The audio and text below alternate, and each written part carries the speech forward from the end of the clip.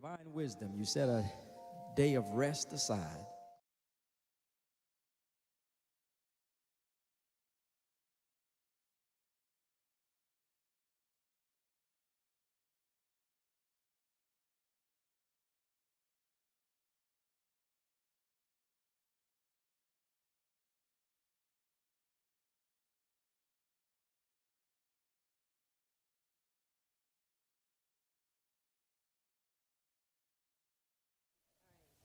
Just 1 second.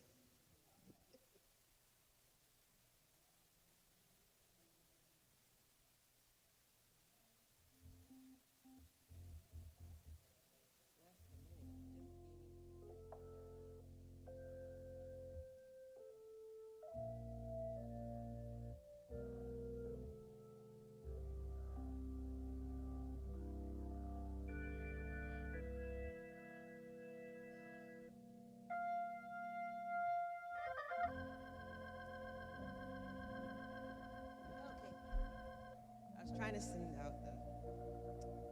All right, what song? Does anybody have a selection? I didn't pick any. I'm on the battlefield. All right, Moses. Y'all gotta sing. I'm not singing a solo. Come on, let's sing. I am on the battlefield for my Lord. I am on the battlefield for my Lord. And I promised him that I would serve him till I die. I am on the battlefield for my Lord. Let's sing that again. I am on the battlefield for my Lord. I am on the battlefield for my Lord. And I promised him that I would serve him till I die. I am on the battlefield for my Lord. Well, I was alone and idle, and I was a sinner too. And I heard the voice of heaven say there is work to do. So I took my master's hand and I joined the Christian band. I am on the battlefield for my Lord. Let's sing that. I am on the battlefield for my Lord. I am on the battlefield for my Lord. And I promised him that I would serve him till I die. I am on the battlefield for my Lord. All right. Another selection. Swing Low, Sweet Chariot. Do you know that?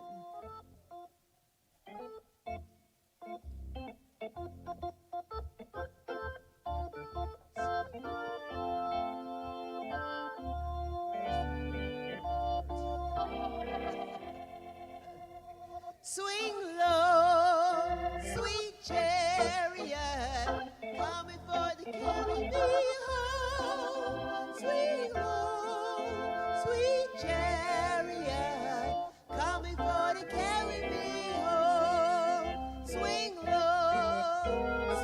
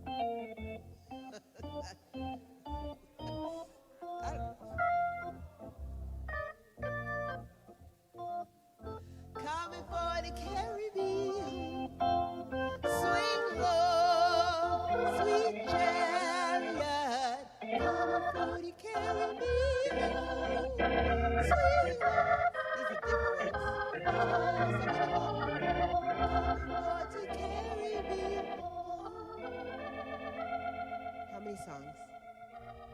That's it, right?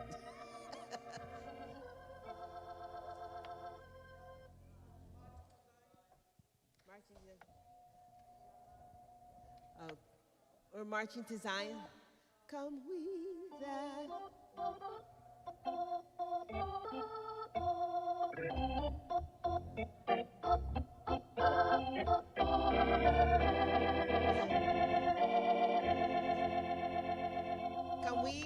Come we that love the Lord, and let our joys be known. Join in a song with sweet accord. Join in a song with sweet accord, and thus surround the throne. And this surround the throne. We're marching to Zion. Beautiful, beautiful Zion. We're marching, we're to Zion, the beautiful city of God. Let those rain to sing never knew. He has everything up in the ceiling. The children of the heavenly, the children of the may speak their joys abroad.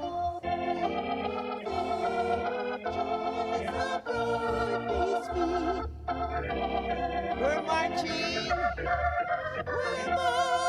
to Zion, beautiful, beautiful Zion. We're marching upward to Zion, the beautiful city of God.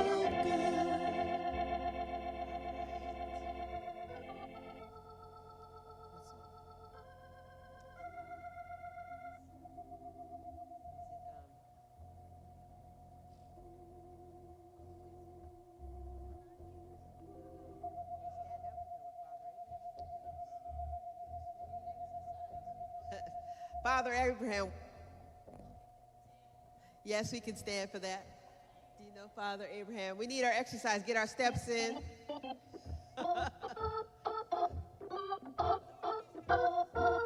These count for our steps.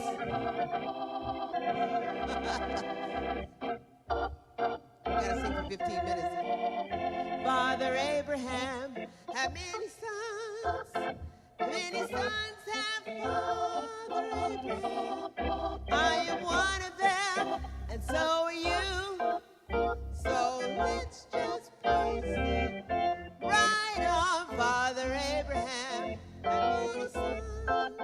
Many sons of Father Abraham. I am one of them, and so are you. So let's just praise him. Right on,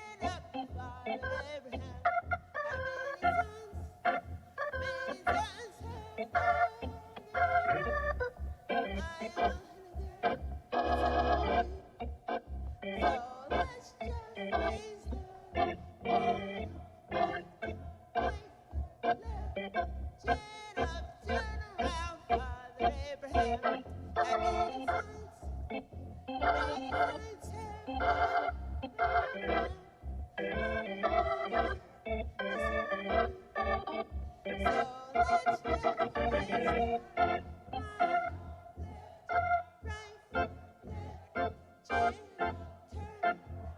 down. All right.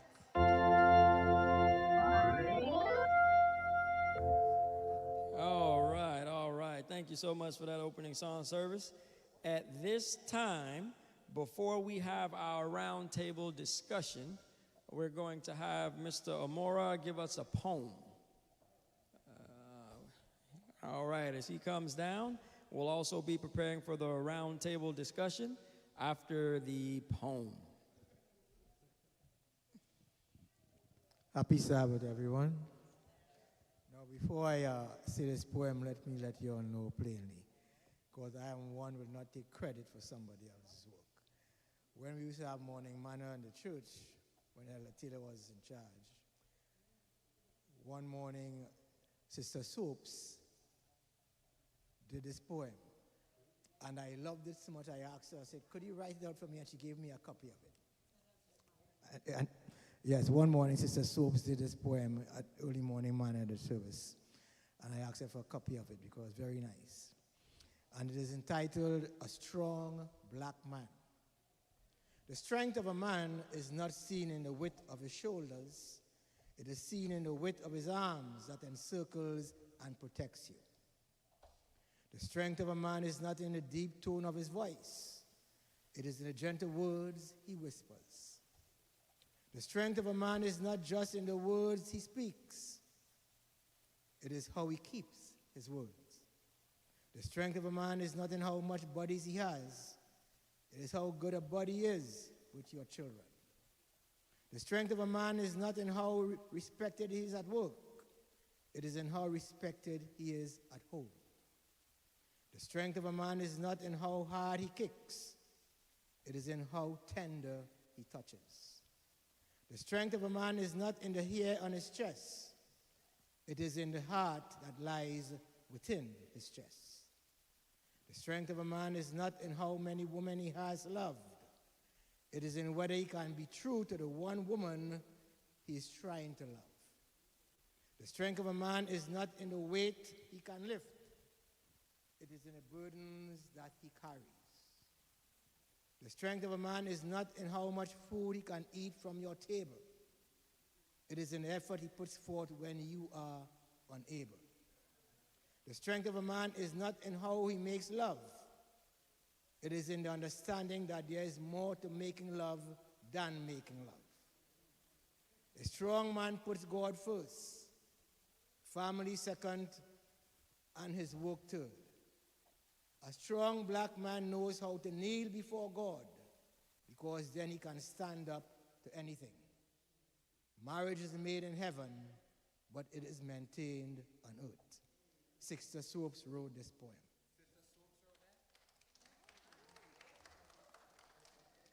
Not me.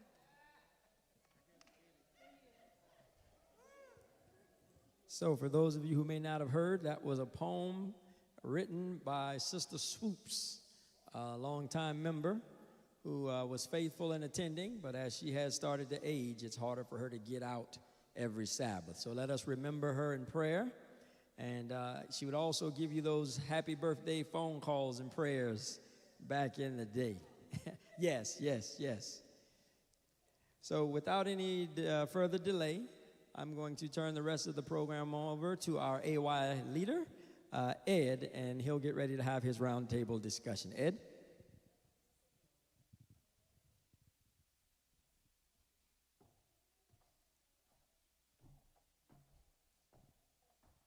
Good afternoon. Happy Sabbath.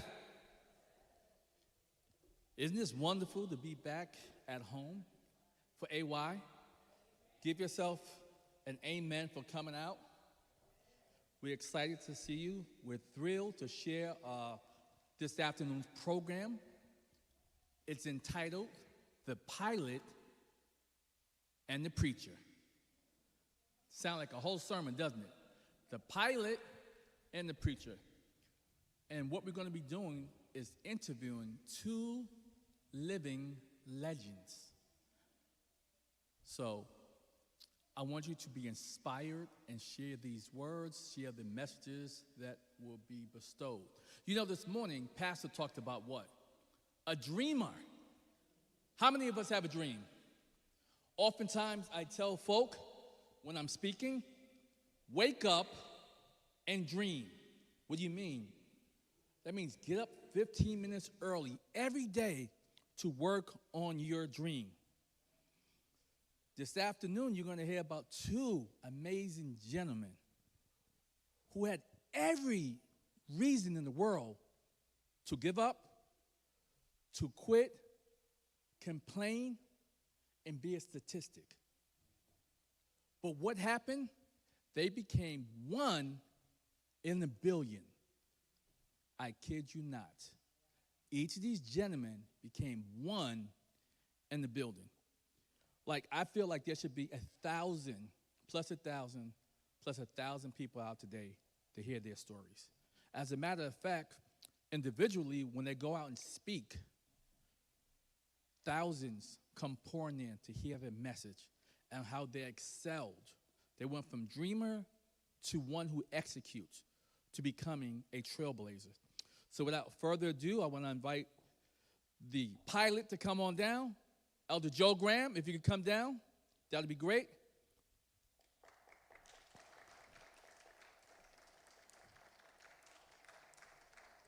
Thank you, Chaplain Brown.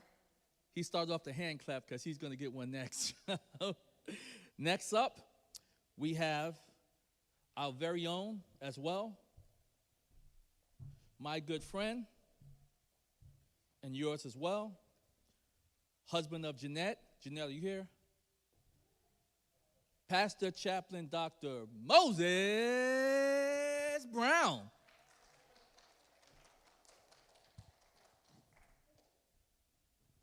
So today, let me shake your hand. Thank you much. So today we're going to have a round table discussion. How these two individuals became trailblazers. How they became overcomers. So first, let me give them some water. Here you go. More water. That's a little cup there. And here's a larger one. And what does that mean? What's that? Both have got water, but what does it look? Is it the same size glass? Is it the same size water? No. Unequal, right? Isn't that told us? Some of the separate but equal, huh? But we're going to talk about when we have every reason to quit, how they push further and faster to excel in life. But before I begin, I just want to share something with you. Today is the last day of what? The shortest month of the year. That's okay, but we turn it up. Today, we're going to ignite. Some facts I want to share with you. Is this day necessary? Others say no, I believe so. But what I want to share, though, is a falsity. I'm not even sure if that's a word. What we've been told for the last 10, 20, 30, 40, 50, 60, 70, 100 years. That how many of us have been told that millions and millions and millions and millions of people have been taken from Africa and brought to the United States? How many have heard that? How many have heard that? Give me a quick number. 5 million, what do you think? 5 million brought to the United States? How many? 10? Give me some answers. Talk to me. 10 million? How many else? Olivia? How many? Quick. 10 million? Anybody else? 20 million? 60 million slaves brought from Africa to the United States. 100 million? Okay, what if I told you what it took to be a trailblazer? What if I told you that if you Google right now or you did WhatsApp, they will only come up with 350,000 people taken from Africa to brought here to the Americas, and that occurred over how long? 150 years. Okay? So sometimes what we learn in school is not the truth and nothing but the truth, right? So that's why it's great that we have trailblazers here. So you say, if they didn't bring that many, where did everyone come from? Have you ever heard that there were people of color long before the colonists got here, right? I don't know if this is grammatically correct, but we've been having Black History Month and year. Y'all know that? So we go way, way back. As a matter of fact, many of the people, the first explorers who came here, they wrote back to England and Spain and France. They said, we see Ethiopians, right? We see Moors. We see swarthy people, right? So what does that tell you? Those were people of color long before Christopher got here. As a matter of fact, you guys know that he never arrived on U.S. soil. You do realize that, right? Okay, good. So again, we're just talking about trailblazers and how do we achieve despite of it. And why did they do that? Many times we went from being called indigenous to Black Indians, Indians to Negro to color, and all that was, it was a land play. So if there were treaties signed from the early 1700s, you guys know that? Treaties. So if you signed a treaty with a Black Indian or indigenous person, and 60 and 70 years later, we changed the categories of the same people, we believe that they're not what? They're no longer here. So that's one of the biggest way people of color got robbed. So now some of us are called African American, and there's nothing wrong with being called African American, but many of our folk have no ties to Africa. Well, I mean, no recent ties, if that makes sense.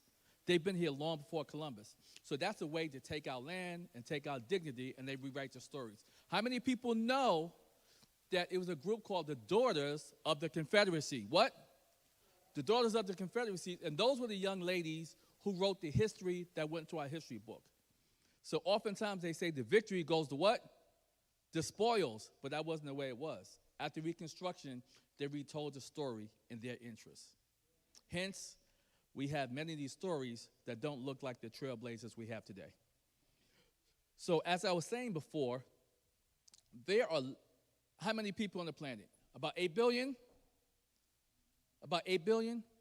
These two individuals are more like 1 in a billion. There's almost no one on the planet that has done the things that these two gentlemen have done combined. So today's AY is entitled The Pilot, and which one can you guess that is? Right? And the Preacher. The Pilot and the Preacher. Thank you, Sean. So we want to begin by saying a brief intro by each one of you, maybe 2 minutes. How did you become a pilot? And before you got to the pilot level, what one thing that really solidified that you were not going to quit and you were going to be something more than your surroundings? What was your surrounding like? No, use the mic, please.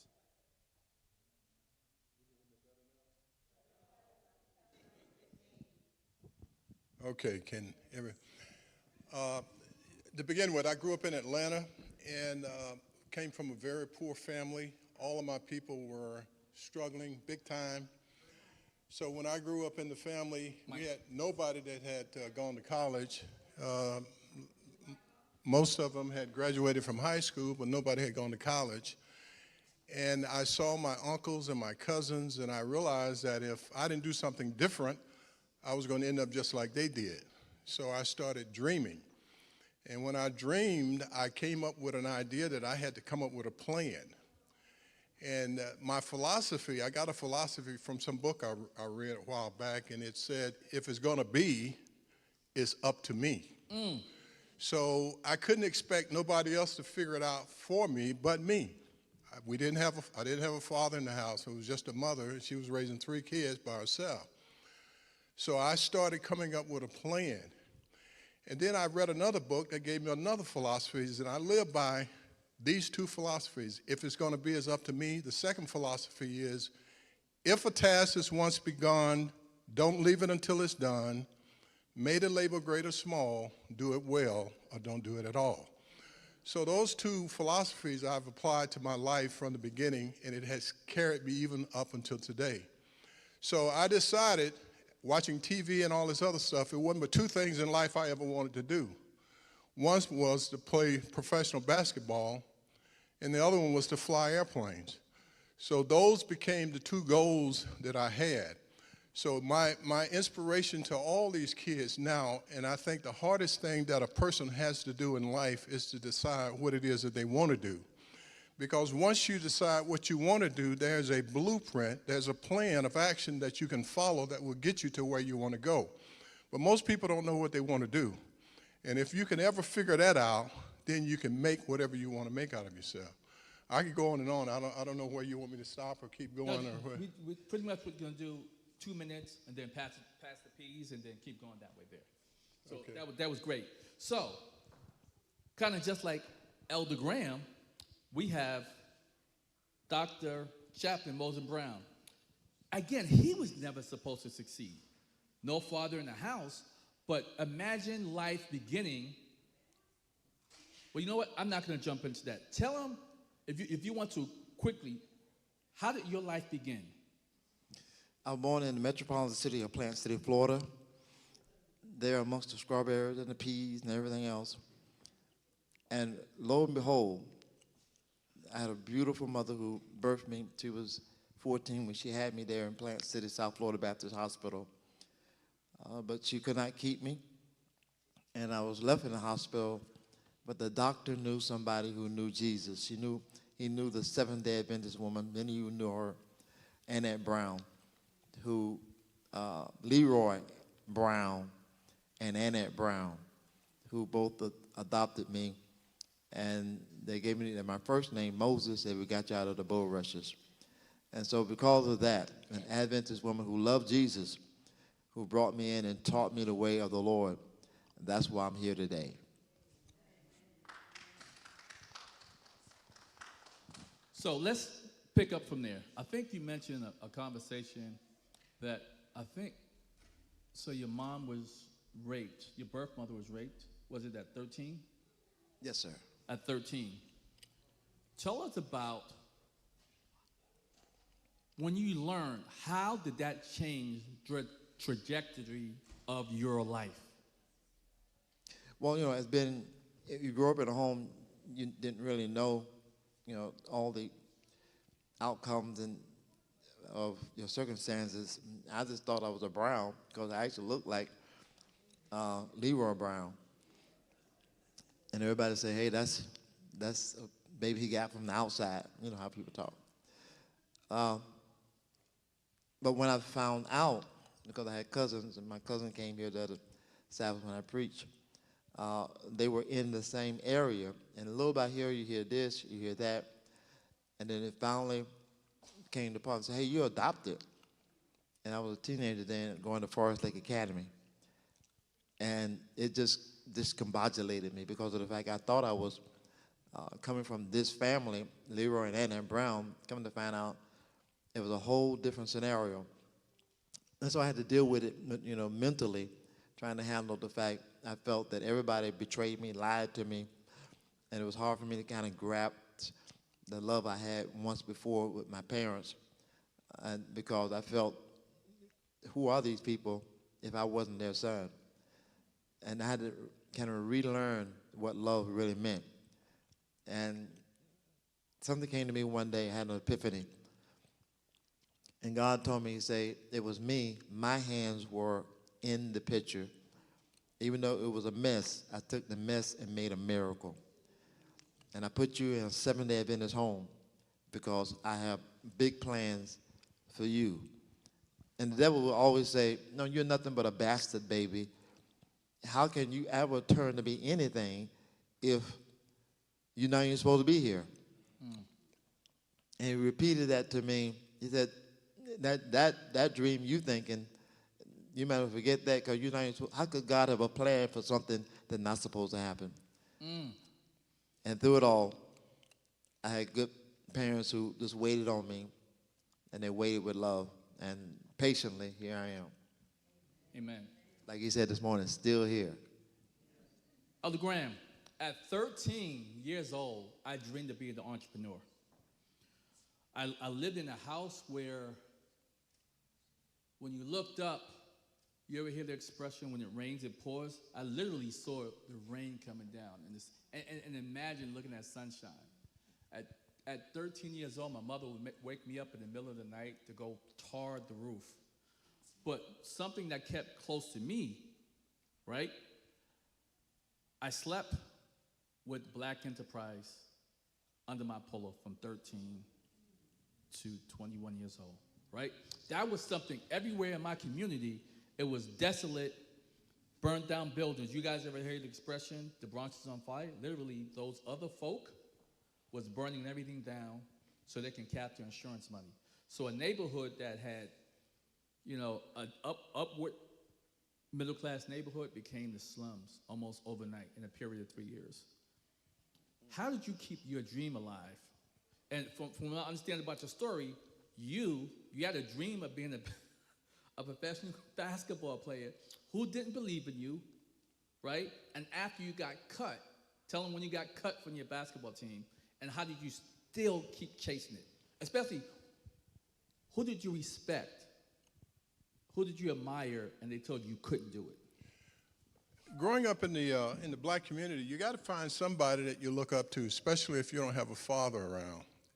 I was an athlete. I played football, basketball, ran track. I couldn't play baseball because I couldn't hit the ball. And I was an average football player. I was an average track runner. I never could do anything special. But basketball, I excelled in with my peers. I started looking at the coach. The coach became my mentor, Dr. Harold Head, who just recently passed in Atlanta, and Dr. Clarence Lewis, who both of those people have passed now. They became my mentor. Dr. Lewis was a history teacher, which I was an okay student. I tell my wife she graduated from college in 3 years. It took me 5 to do the same thing. So I was just an average student. But I played basketball all through high school, and I found out that everything that I've ever done after that came as a result of having a college degree. All the jobs I've ever had required a college degree. Everything I've been associated with required a college degree. It didn't matter what kind of degree you had, you just had to have one. And people say, you're a PE major. I said, no, I'm health and physical education. That's a big difference there. So when I was in college, I played in college. They cut me. I went to Albany State. They got rid of me down there. I came back to Atlanta, went to Clark Atlanta University, all these historical black schools. And I played well enough. I thought I was going to make it to the pros. I went out and tried for the pros. And in 77, 78, I got cut because I had a total knee replacement when I was in high school playing football. So when I had kids, I never let them play football. But I actually would have made the team, I think, but the coach called me aside and said, we've got 82 games and our physician has indicated that your knee would not hold up on the 82 games. So my career was over with. So all the stuff I had with basketball, I took it and burned it and threw it away and gave it away. I never wanted to see another basketball in my life. So then I started chasing my second dream, which was in aviation. Nope. Don't give him too much too quick. We got to keep him here. At what point did you believe that someone who loved you, cared for you, had your best interests, how did they betray you and believe that you was less than?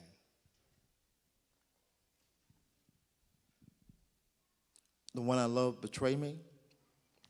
Of course, I love Annette Brown. I mean, she the one the reason I played organ today, in Plant City, there was no musician there, but she bought the piano and she bought the organ, and she told all of us, as long as you're in my house, you're going to learn to play. So that's why I was able to play tonight. She taught us about the Bible. She just taught us how to work hard, and things come to you not just by serendipity, but you had to give an extra percent. She was one of the first Adventists around. So I trusted her and my dad that the whole process that I was in was legitimate. And when I discovered that it had a whole different story that I could not write myself, I realized I had to go back and start forgiving. I started hating even the father I didn't know. He was a police officer, by the way, and a deacon of the Ebenezer Baptist Church there in Hollandale, Florida. I'm sorry. So the guy who raped your mom was a police officer? He knew my mother, when she was down there, they were twins. When her mother died, and her daddy died, she moved with her sister there in Hollandale, Florida. But her daddy was a big Baptist preacher. She used to go into church, the Reverend Rogers. And so she would always go to church. And she was coming from BYU program. That's what the Baptists usually have in the evening. And this is the story she told me. That's when he had offered to take her a ride home. And he went somewhere else. He went to, he said, I want you to see this big, beautiful house they were building. He was building on the beach. And while they were walking through the place, that occurred. She didn't really know she was pregnant because she said she fought it off. But time will tell, they say. And her sister said, girl, you're not just getting fat, you're pregnant. And that's where it all began. So at that point, everyone else wanted to give up on you. So if I'm not mistaken, what did the family members tell your mother? She was told that in the situation that they were already in financially, it was not conducive for them to try to take a child in addition to her sister and her and a baby. That it would financially be too much. The ultimatum that she was given was, the first ultimatum was to get rid of the child. And when she was going to get rid of me, she said she heard the Spirit tell her, that text came to her mind, in all your ways acknowledge me, and I will direct your path. Trust in the Lord with all your heart. And 13 years old. She had just turned 14 at that time. And when it occurred to her, she said, she told God, she said, Lord, I can't go back to the house because I was told by my sisters that my alternative was, one, that if I came back, I had to come back by myself when I had the baby, or I can leave the baby, me and the baby can go somewhere else. And so when she was at the hospital, she couldn't take care of herself, and that's why I was left there at Plant City Hospital. And it's just so the doctor knew, Annette Brown, because if those who read the Tampa Tribune, 2010, they had her on the front page of the Tampa Tribune, Mother Brown, because she was the first black foster parent in Hillsborough County. And we had over 100 foster kids coming through there. But she had took me in and gave me the opportunity to be who I am today. Beautiful. Excellent. Elder Graham, you talked about that dream, 16, playing in college. I guess maybe not playing in college, and then not making it to your next level. Briefly explain, you said, some people like, hey, yeah, I almost made it to the NBA. How many people have almost made it to their dream, right? But Elder Graham, let's break it down for the people here. It was the competition to make it to, tell us the team, and who was the competition, and what did the person end up doing that took your spot? Well, you really didn't have a spot. You got to earn a spot. And when you're an athlete, it's a very, very competitive situation. You compete for everything, and you got a lot of negative people around you. Everybody's negative. So you got to find somebody that can believe in you and encourage you. And that's what our young people need right now. They need men that will encourage them and support what they're trying to do. The two people I only had in my life were, I told you, Dr. Harold Head and my history teacher, Coach Lewis. So I would always go back to them, even after I finished college, and they were in high school, to tell them everything I was doing. And they would always give me some words of encouragement. And you need that. because when you look at the reality, you know, you're looking at your leg messed up, nobody wants you, you ain't got no money coming in. The only reason I wanted to play pro ball is all my family members were poor, and I wanted to help our situation. And like I said, if it's going to be, it's up to me. So I couldn't expect nobody else to do it. So then I pursued the second goal, which was going into aviation. And that was very difficult to begin with because I was, first of all, I was in a class of 50 people, and I was the only one person of color that was there. And my whole time in school, Albany State was 100% black. Clark Atlanta University was 99.9% black. I had never dealt with white people. I didn't know how they studied, how they did anything. Come to find out they were pretty smart. There was some pretty smart people in that group. But one of the things I realized, and Dr. Head told me, he said, now you got to be in shape. You got to get yourself together before you go there. So he taught me to swim, and here's a very important part. He was in charge of all 27 public pools in the city of Atlanta. So he gave me a job as a locker attendant. Then the next year I became a lifeguard, and then I learned really how to swim well. He actually taught me how to swim, and he gave me a job. So I was able to work and then take the money home and give it to my mama. So one of the things he told me was, when you get there, you're going to be dealing with a lot of competitive people. So you need to learn how to do it and do it really well. Remember what I said, if a task is once begun, don't leave it until it's done. May the labor great or small, do it well or not at all. So I started swimming, and before I went into the military, I was swimming 2 miles 3 times a day, and I was running 3 miles, 2 to 3 miles, the other 3 times a week. I mean, 3 times a week. I was swimming 2 miles 3 times a week, and I was running 2 miles the other 3 days a week. So when I went in there, I was in the best shape of my life. I don't know anybody that could swim any better than I could or run any further than I could or was in better shape than I did. So I was completely physically ready. The only challenge I had was academic, and I knew the academic programs were very difficult. I had gone to college, and in college it's a semester course. But when you start studying military history, naval history, and all this kind of stuff, it's like taking a semester course in 2 weeks. So at the end of the first week, they give you an exam. You have to pass that exam. Then you're starting meteorology.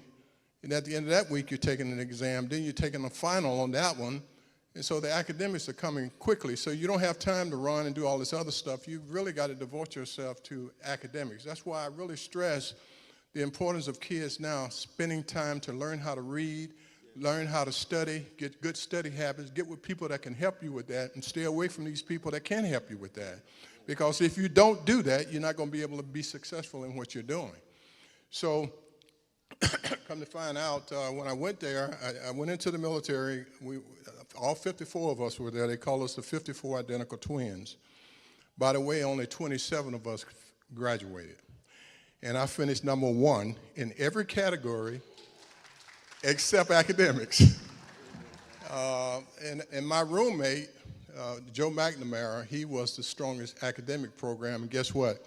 He became my study partner. So I studied with this white guy who couldn't do 10 push-ups. He got me through academics, and I got him through the physical training.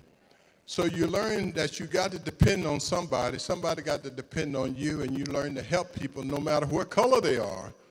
You can have your idiosyncrasies, but that's a challenge. Now, one of the things that was most interesting is you have to swim a mile, which was no problem for me because, as I indicated, I was swimming I was swimming 2 miles 3 times a week. And what they do is when you check in there, they give you a flight suit. And I brought one so you could see what I'm talking about. I was going to hold it up. My wife told me to put it on so you could see the difference of it. And in a flight suit, you've got pockets. We got pockets everywhere. Pockets here, pockets there, pockets in the back. You got pockets everywhere. And as a pilot, you have nothing but pockets because you got books and you got all kinds of used to keeping stuff where you keep it. But they give you this flight suit and they give you these boots, and you've got to swim A mile in a pool is 72 laps. I swim basically a half a mile 3 times a week, even now.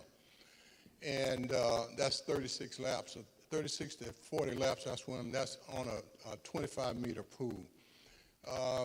And what they do is they unzip all these pockets.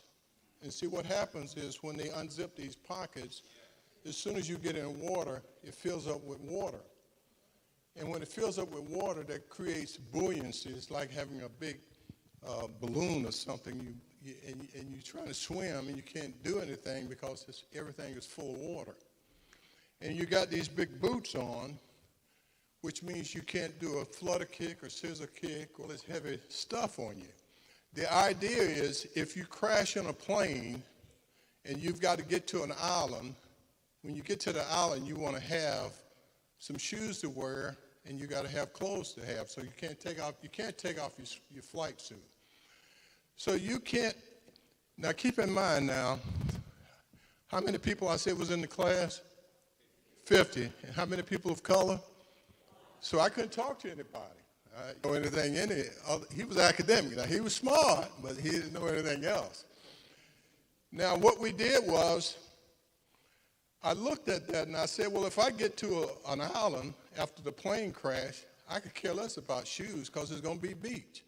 So I took the boots and threw them away. And I looked at the pockets and I said, now they're going to fill up with air, so why do they need to be unzipped?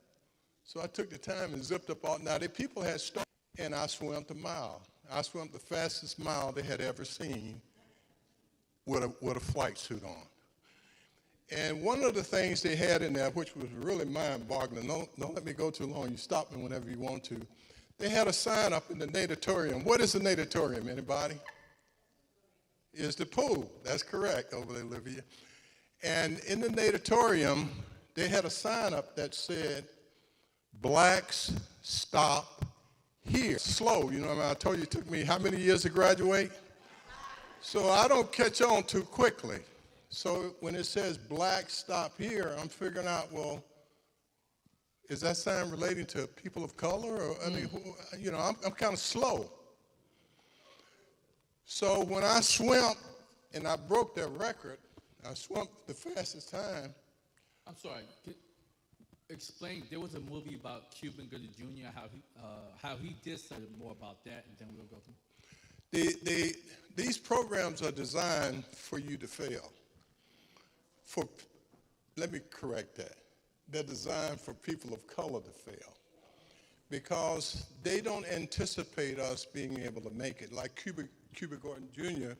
in that deep sea diving expedition that he went through, they never expected him to be able to get all those tubes and put them back together. You remember they cut the bag and threw all the tubes in there. There was no way he could find it. 32 degrees or below, and he's swimming in ice cold water. So you start shaking and you lose a lot of your body functions. And but he was able to get that stuff and put it back together. In this thing, they said blacks stop here because 95% of all the blacks that went through the aviation program in the Navy failed at the swimming part. And there were two other, I was in 1978, and the kids, there were two blacks in 197 cited out of the program because they had failed the swimming part. Fortunately, they were able to extend into my class, and since I broke the record, the guy came and asked me, did I want to spend time teaching these guys, and I said, absolutely. And I got those two guys to graduate, and at graduation, both of them came up and thanked me. One of them flew F-14 Tomcats, which you see on the movie Top Gun, and the other one flew A4 Skyhawk. But when they look at me, they start crying because they know they never would have got through that program if it wasn't for me. And I never would have gotten through the program if it wasn't for McNamara because my study habits wasn't that good. So you stop me when I'm going now. We'll go to the next one. We'll come back on that. Brother Moses, we just heard Elder Graham talk about the obstacles and what wasn't supposed to work for him to quit, right? I believe in our pre-conversation, you mentioned something about the first time you took a trip to Hollandale. Tell us who you were looking for. Again, we're talking about, there's a book by, I think, author named Willie Jolly. You guys know him? And his book was entitled, was a bestseller. His book read, A Setback is a Setup in Hollandale, and how were you impacted by that initial meeting with who you met with? I was singing with they used to call them the marijuana singers, but they were called the Maranatha singers. They're Oakwood, not Oakwood, but Forest Lake Academy. And we were traveling. This so happened, my mother told me about, she told me the story. She said it happened down there, and the person's name was Vernon Scott, and he was married to a woman named Rose Scott. So I had that basic information. We didn't have cell phones back then, and so I kind of waited till I got there and went to the Yellow Pages. Anybody know what the Yellow Pages are? The phone. And they had everybody's name, your name and their mama name and their mama name. Last name was Scott, and I started calling around saying, if he's here, I'm gonna find him right here. But when I got one of the numbers, they said, if you're talking about Bernard Scott, they just had his funeral 2 months ago. How old were you when you heard that? And you just found out about your dad, you being adopted. How old were you? And then from there? I was 16, about 17, because this was 7. And so that's when I was there. And we had kind of grown out of the fact that all this stuff was going against me. Then I realized that when God's hands was in it, I talked to my mother, my adopted mother, and she said, go and find your father. That's what you want to do. And that was, of course, I believe that God intervened. Sometimes God will block certain things that will block his plan. Reunite, I didn't know if he liked me or not, but I thank God for foreseeing I probably would have altered the case that he had set for me, that 2 months before I arrived to see him physically, he caused him to decease. Continue. What did you do? After I went over I saw the address, I said, well, this is the address the person was saying that's where he used to stay. And so I knew that his wife was still alive. Being, young, I wasn't thinking all the parameters of what could happen, what couldn't happen. I was one person from the church took me over there to the house address, and just to let them know that he had a son. We went there, knocked on the door, and they said, hey, this is the adults that were with me. They said, this is Moses Brown, and he just wanted you to know that his condolences, but your late husband, this is his son. And that was a shock to her. She said, a son? She said, this boy come over here now? Is what you want? I mean, is he trying to claim to be his son? He never mentioned about no son. And I was about to say at that time, thank God for shutting my mouth, and I say, he never mentioned about no girlfriend either. But I was cautious and just to listen to her, and I didn't understand her emotion. Then God played it back to me. If it was me, I probably felt the same way. Where this child coming from out of the blue, talking about her husband, that's my daddy. And that was a huge setback, but I just kind of internalized it and just moved on. And through all that, years later, I went back and to that church that my dad went to, Ebenezer Missionary Baptist Church. I told the pastor, I said, listen, my dad was a deacon at this church. This huge dad was a deacon at the church down there. And it was back in the day. But is there someone that probably know him? And he said, oh, yes, I know one person who knows everybody's business. And,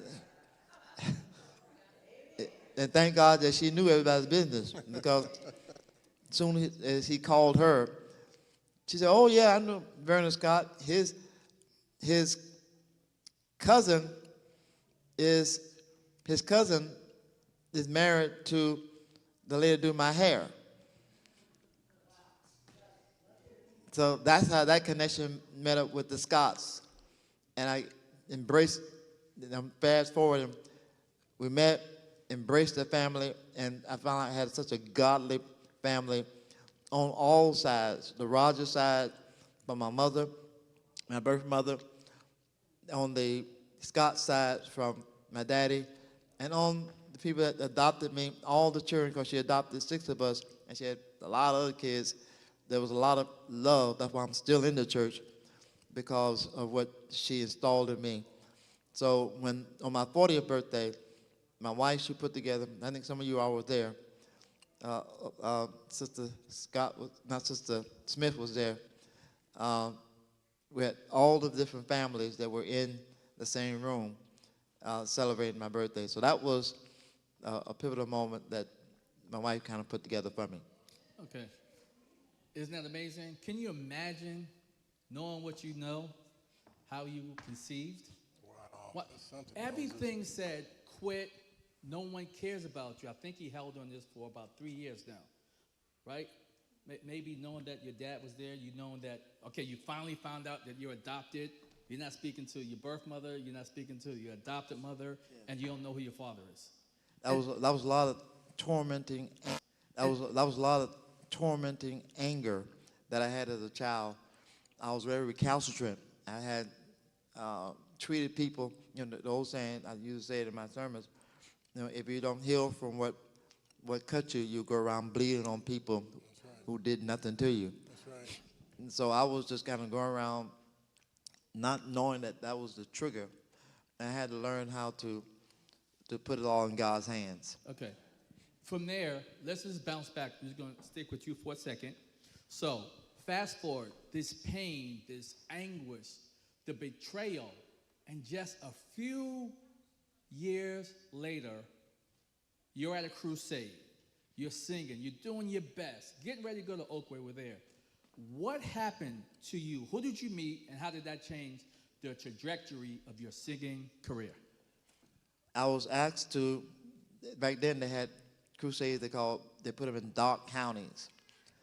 And I was in a crusade with Joe Henson, Joe Folletti, and Calvin Robinson. And they were in LaGrange, Georgia. And they came and asked me to be their minister of music for that session. And so while I was there, around about the second week, Sunday, they said, we got a special guest coming in. And this man came in with flamboyant. I said, who is this coming to church looking like this? And to myself, of course. And he had a long entourage, a big old limousine. And I noticed that Sunday night that the place was packed. And it's unusual to have the cameras, ABC News, CBS, NBC News was there. I said, well, all these news, is this man going to preach a sermon tonight that draw people like this? Then when they came in, they say, here is Little Richard. So Little Richard was known by all these preachers because he was born in Macon, Georgia. That's right. And so LaGrange, Georgia was down the street, but he came and it was an amazing attraction. I did not know who he was because in our home, we only listened to the voice of prophecy. It was no Tutti Frutti, no good golly Miss Marty. Keep a knocking, but you can't come in. No, we read keep a knocking, but you can't come in. We're talking about hell, broom, and stuff, and fire, not whatever he was talking about. But we met him, and he asked me at that time when I was thinking, he said, "Won't you come with me?"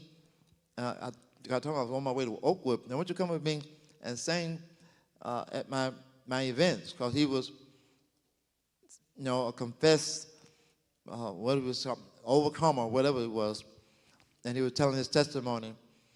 And so that's how I met little Richard. He was, on weekends, I would fly out where he was and to sing on his programs. And that's how I started meeting people who I never knew I would ever meet, famous people. And they were trying to look at me to see the peace that I had, and I wanted what they had. And they would ask me, "How are you so peaceful?" I said, "All I have is Jesus." And that's all I had. And they said, "You got that peace that I want."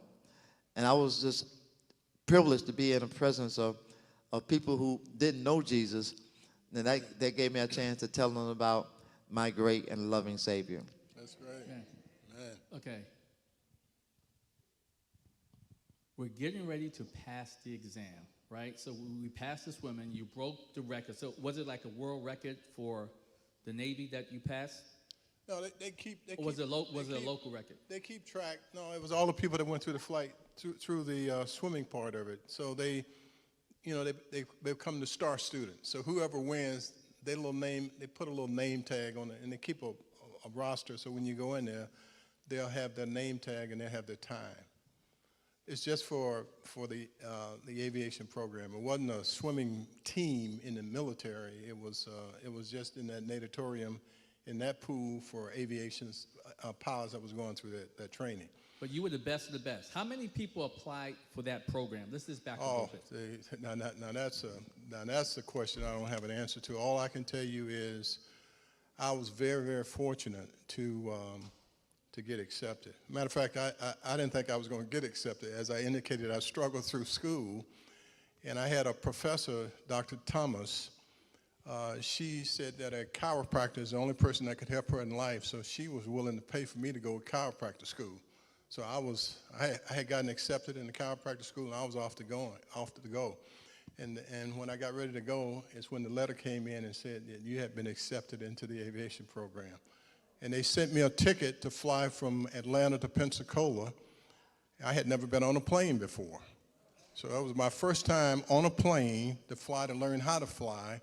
And 95% of the students in my class already had pilot's license. So you can, and as you know, they were all white, so you can know how far behind the 8 ball I was to even go into the program. So I spent go into the program. So I spent a lot of time on the phone talking to Dr. Head and Coach Lewis about what I needed to do to get to the next step. But the flying part was very interesting. But before I can spend all day talking to that. But before I talk about the training that we went through in flying, 2 things I wanted to make mention to you is when I completed that course, I asked them to take that sign down, and that sign came down with my class, and it has never gone up again. So that was a big accomplishment. And I got, the other thing was Fred and Wayne to get through the swimming program. They could swim the laps, but one of the things that they did was they lit the pool on fire, and you were up on a balcony, like up in the balcony there, and you had to jump off the balcony into flaming fire. And they were very much afraid of doing that. And I had to spend a lot of time talking to them, convincing them. We talked about Isaac Newton, things fall at 32 feet per second square and all that kind of stuff. So you didn't have time to catch on fire by going into the water, and you couldn't burn under the water. So when you jumped off the balcony into the water, the fire didn't get on you. So when you got ready to come up, you could see all the fire there. But all you do is you stick your hands up and you splash the water both ways, and it creates an opening. And you have to come up and take one breath. Once you take the breath, you swim out at a 45-degree angle and swim away from the fire, and then you pass that particular part of the course. So it sounds really simple, but when you've got to do it, you're dealing with fear. First of all, you got to jump from the balcony. Then you got to jump in fire. You got to come up and fan the fire and get a breath of air. It seems really simple, but it was simple, but when you have to do it, you're really afraid to do it. But I was really happy to see that they did follow my instructions and they got through that particular part of it. So when we got ready to graduate, we only had 37 people that graduated. So from the 54 identical twins, only 37 graduate, and 2 of them were the 2 black students that was held over from the previous class. That what made 37. So that was a big, big accomplishment. And from that, you get a pass, so now you can then start flight training. So you got to go through and complete all that stuff before you do flight training. One other thing I got to tell you about the pool, I love talking about this stuff though. One of the things they tell you have to do is they say that if the plane crash, you got to help your other people get out of the plane. You can't leave people behind. So one of the things they do is they tell you that if you're trying to get somebody and somebody comes up behind you and they grab you, how to break the hold. Now what was interesting, since I swim up the fastest in the class, they said, Graham, why don't you get in the water and we're going to explain to you what to do. So I said, okay, I jumped in the water. Now the first rule of swimming, when you learn how to swim, you never explain something to a person while they're in the water. You always explain it while they're in the water. You always explain it to them on dry land, then you take them in the water, you explain to them, and you show them how to do it. He started explaining to the class. He had people sitting in an L shape and kneeling in the L shape and standing in the L shape and watching. Remember, it was 54 of us at the time, and I was the only one in the water. And I'm the only one of color. And they had the instructors in the water with me. Mm-hmm. And one of the things that they did was they would, could you stand up for a second, Moses? Don't hurt me. No. What they do is, he's facing the class, and you can't look at the person behind you because the person is coming up, and it's an unexpected surprise. So they come up behind me while he's explaining to me what to do, and they slap in the water. So as soon as they slap the water, you're trying to duck and get out. So one of the things they did was when they get where they can get you, this is what I'm saying, how things are designed for you to fail. He reached around and tried to grab me up under my neck like that. Okay, you can sit down now. All right, but see, he didn't know that I was taught by the guy that was in charge of how many pools in Atlanta? All 27 public pools in the city of Atlanta, who was the best instructor, who was a black guy.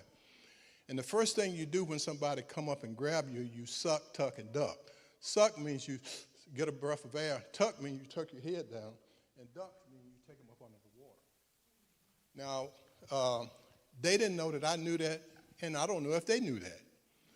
But it was trying to explain to me that when a person wraps their hands around you, you got to find the bottom hand, feel for the bottom hand to back out of it. I'm not going to have Moses go through all that with me, but what I'm saying is, when they grabbed me in front of whole class while he's explaining to me what I'm supposed to do, I suck, tuck, and duck, and I took the guy up under the water. Now, we're in 12 feet of water. I'm sitting down on the bottom, and I'm thinking that when you take somebody under water, they want air. So they're going to go up to get some air. He was holding me down wanted to see if I could wiggle to get out. So when I saw that he wasn't going to let me go, I reflected back on the training that I had on how you break what they call a rear head hold release. And I backed out of it, and I took his arm back like this, and instead of holding him and bringing him up like that, I took his arm and pulled it all the way up to the back of his head, which almost broke his arm. Mike?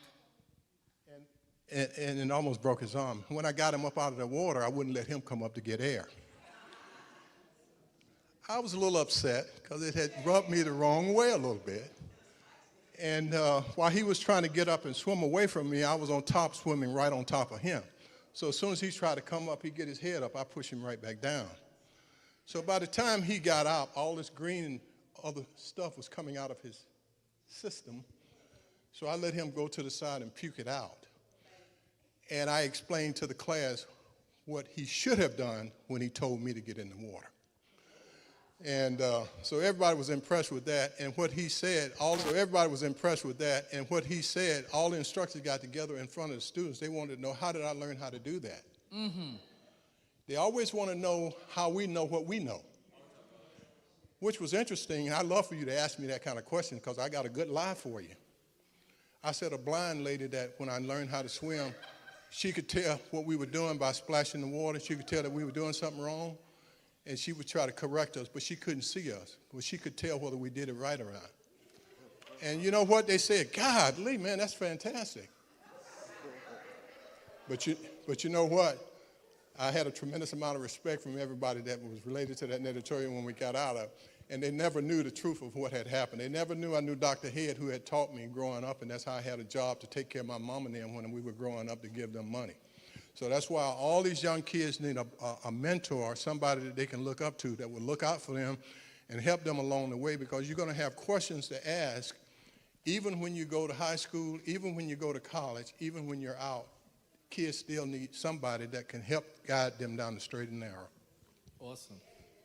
So let me just touch back on that. I think when I first became a banker at 22 years old, it was the most competitive program arguably in the country. And I was, I had already had an MBA, but there were no other black people in the program. And the folk told me, you know what? We really love you, but all of the spots are taken. You ever hear that? Man, if you would have just come a day or hour or earlier. But here's my card. Watch this. Here's my card, and call me whenever you think about this opportunity. I called that guy every day for 90 days. And eventually human resource said, listen, it's probably going to be easier. I can get more work done. I just hired this guy, right? And then I can get some work done. Right. So it speaks to your stick-to-itiveness, and it also spoke to your ability to prepare. You know how they say, don't get ready, be ready. Right. And that's the example you gave. Moses, I want to get back to you. Right now, you're on the precipice. So for the young folk who don't really know, and speak to me about Little Richard. Who did he discover? He was arguably the most popular musician ever, right? Who were some of the people that he sang with?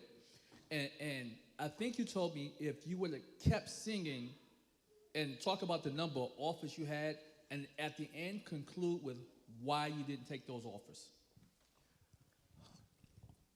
Little Richard had started a lot of groups, and James Brown, he was under the tutelage of Little Richard. The Beatles, when you listen to them, they were admirers of Little Richard, and just so many from different genres of music was under the scope of Little Richard. He had a different style. He had a different appeal. James Brown. Yes, James Brown. And but Hendrix, a lot of them, but Hendrix, a lot of those who you hear those names, when their names were not there, it was Little Richard who kind of navigated them into those famous positions. But while I was there, I was not planning on doing anything but, just singing what I knew. And that was something that was going to enhance someone's relationship with Christ and my own. But I was told, they say, you can sing just some love songs that are not, this is their approach. Some love songs that will not offend anyone. Matter of fact, they say it'll go according to the Bible. You can talk about how you should have relationships, and it went on and on and on. And it was, I guess it could have been something you work out. There was a lot of money in it. But one of the caveats in this whole thing was you would have to perform on Sabbath. One thing about Little Richard, and I admired him when I brought him to Tampa. I remember him coming to Tampa under the big tent with Thea Young. I don't know, this must be a new group here.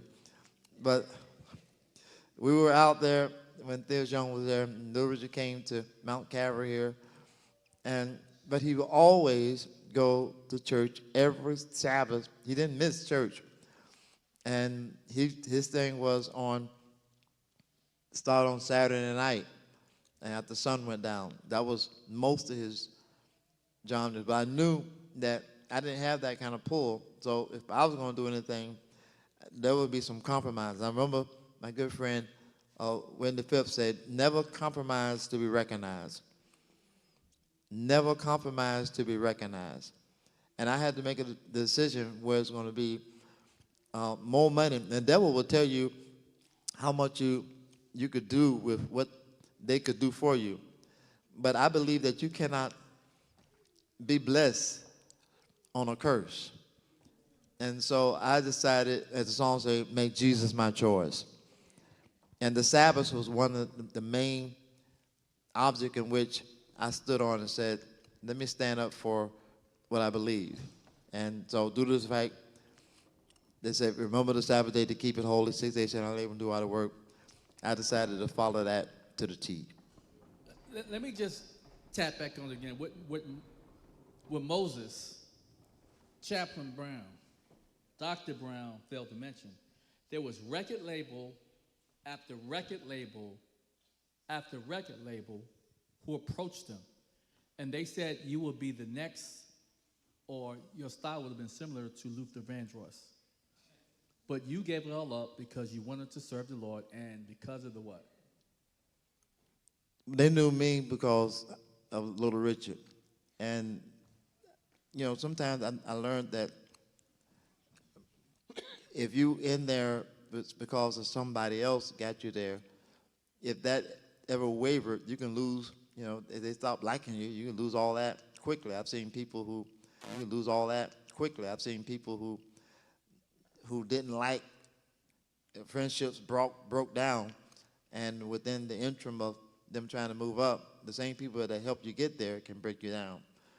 So I decided to just kind of do it the right way. And there was a lot of, in Little Richard's world, there was a lot of satanic, demonic stuff, I would call it, you know, the drugs, when he was outside the thing, he was talking about in testimony, the orgies and all these other things. I mean, it's a whole different world out there, guys. It's a world that if God is not with you, the world will come against you. And I think the only thing that saved me out there was a praying mama, some good church people keeping my name. They don't let that boy waver. And because it's easy to fall. And some people go out there looking for fame and fortune. But it's not, I'd rather stay broke. I'm broke now, I was broke last year, I'm broke this year. I'll be broke next year. But I'm happy. Yeah, I got that peace that passes all understanding. And that's priceless. Amen. Elder Graham, so we left you when you had passed the exams. You were there. Did you feel like, God, my dream? I didn't make the NBA. Who cares that the guy in front of me played 14 years in the NBA, became an NBA coach? Who cares about that? I'm going to be a pilot. Were there any setbacks now getting into the cockpit? Oh, there's always setbacks. See, one of the things that's really important is when you graduate from these programs, they give you what they call preference cards. A preference card is you get three choices. Do you want to fly helicopters? Do you want to fly jets? Or do you want to fly props?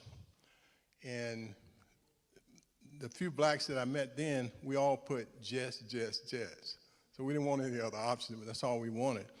But the little bottom line says the needs of the service comes first. So in other words, you can put your preference on whatever you want to fly, but every week they select certain people. And if you finish in the top of your class, typically you can get jets or you get whatever the Navy is needing the most. And the two other black guys that were with me who were very strong, very academically smart, did everything well, they were ahead of me. That's when I went into flight school. They both got helicopters. They flew H-3s and H-53s. And I didn't want helicopters. And I said, if I fly helicopters, I'm wasting my time. I want jets. But you don't have a choice at that point in time. So there are obstacles. So then you're trying to figure out what week they're selecting what, so you can get sick that week if they're not selecting what you want. So it becomes a mind game. And but while you're going through training, and I brought some books here to show you the planes that I flew and the planes that Elder Dennis Range flew. I flew an A7 Corsair. He flew an A6 Intruder. And I've got examples of how you fuel in the air, how you land on carriers, and flying in formation, and flying in formation, a lot of different things. Now, one thing that's interesting is the Tuskegee Airmen, they put on a show every year, and I was at Whiting Field at the time, which is north of Pensacola, and we like to participate in the Tuskegee Airmen show, so they'll give you, I flew a T-34 to the Tuskegee place to show off the Navy's aircraft and to recognize and pay homage to the Tuskegee Airmen. But I was also able to go home and to the high school that I graduated from, and they had a big assembly together of all of the people that were in school, and I got up and talked at the assembly, and I had the permission to take some of them up flying. But in order to take them flying, there's a course that you have to take in order to know what to do if we run into an emergency situation. There's certain things that you have to do in an emergency situation. And everybody was eager to go fly, but nobody wanted to sit down and study and take the course with me in preparation for what you do in an emergency. What was most disappointing to me is out of all the school, and it was a packed gymnasium, out of all the students that I went back to try and encourage to come into the military or go into flying, I was not able to get one student that was interested in flying airplanes. I was so disappointed I haven't been able to get over that today. So it's been very difficult. It's not an easy course. Let me tell you that first of all. It's very difficult to get it. But the rewards are great. You know, these guys who flying, you only work 15 days out of a month, you have above average income, and you live a much better lifestyle than what you probably grew up doing if you grew up like Moses and myself. But people want you to give them something easy, and they don't realize that you've got to leave these people alone that are negative. You got to stay away from situations where you're going to have children. You don't need no children. I told my boys, even in college, you don't need no girlfriends. You don't need none of that right now. Get yourself together. Get your life in order. There are plenty of people out there ready for you when you're ready, but you're not ready if you're not ready to take care of yourself. And people want an easy way out of it, and the easy way is not the right way. And you need to sit down and talk to the people that know about this and can direct you to how to get it done, because the rewards are great. You see how crowded it is trying to get here, the interstates, and how packed it is? Guess what? It's nobody up there in the air. You got all the time in the world. You can go anywhere you want to go. You ain't got to worry about all that traffic. And people can't conceive of that. They want the enjoyment of it, but they don't want to work. And from that, you start the process of the different types of aircraft that you have to go and get qualified for, and you go from place to place. And when I decided that I was ready to get married and meet somebody, I chose a woman that was much smarter than I was. And here's the most important part of it. I chose a woman that could help me study. So when we went on our first date, we went to the park, and she studied me, quizzed me on the material I had to learn in order to go to the next stage. And that's what kids don't want to do. And that's why my message now is only for the kids. I'm only trying to help that one kid like myself that's ready and willing to look in another direction and to listen to the people that will help him get there, and listen to the people that will help him get there, and it'll change his life. And if each one of us can help one, that makes all the difference in the world. Okay, I was getting ready to go to Moses right now, but I just really want to piggyback. It's very important how many people Elder Graham said he tried to inspire, right, to live that flight dream that he was going through. And would he not be the best possible person to teach, right? Swimming. He got through the academics. He was almost the best of the best at his time. And no one really took him up on it. But sometimes, you just got to be passionate. And as you just said, it's just that one person he's in there for. But I'm just going to fast forward and then backtrack. Can you speak to your sons and how you inspired them to be pilots? My boys told me not to talk about them when I came here, by the way. I'm an athletic guy. I love athletics. I had nothing to do with my boys while they were growing up in terms of playing sport. I never encouraged them to do anything. So they played everything. They were really good at soccer. They were really good at track. They ended up doing the same thing I did. My son, the oldest one, got cut from his high school team, and they said, "Dad, you know how to do all this stuff, and you don't take the time to teach us." You remember I took all my stuff and burned it, threw it away, and gave it away. And then my son went to a party. One of his classmates had a pool party, and he was the only one that couldn't swim. So my wife gave me an ultimatum: "You're not coming back in this house unless you teach your boys how to swim." So I took all three of my boys, I took them to a place, and we started teaching them how to swim. And what was interesting, we were in Florida, down in it'll come to me. There's an Air Force base right outside of it. Anyway, we went to a park, and the people saw that what I was doing with my boys, and the whole community came over, and we taught about 50-some kids how to swim there. And it referred me back to when I learned how to swim. Dr. Head gave us a book by Dr. Commodore William Longfellow. And Dr. Longfellow's philosophy was to make every American a swimmer and every swimmer a lifesaver. And I became the assistant to Dr. Head to run all 27 public pools in the city of Atlanta.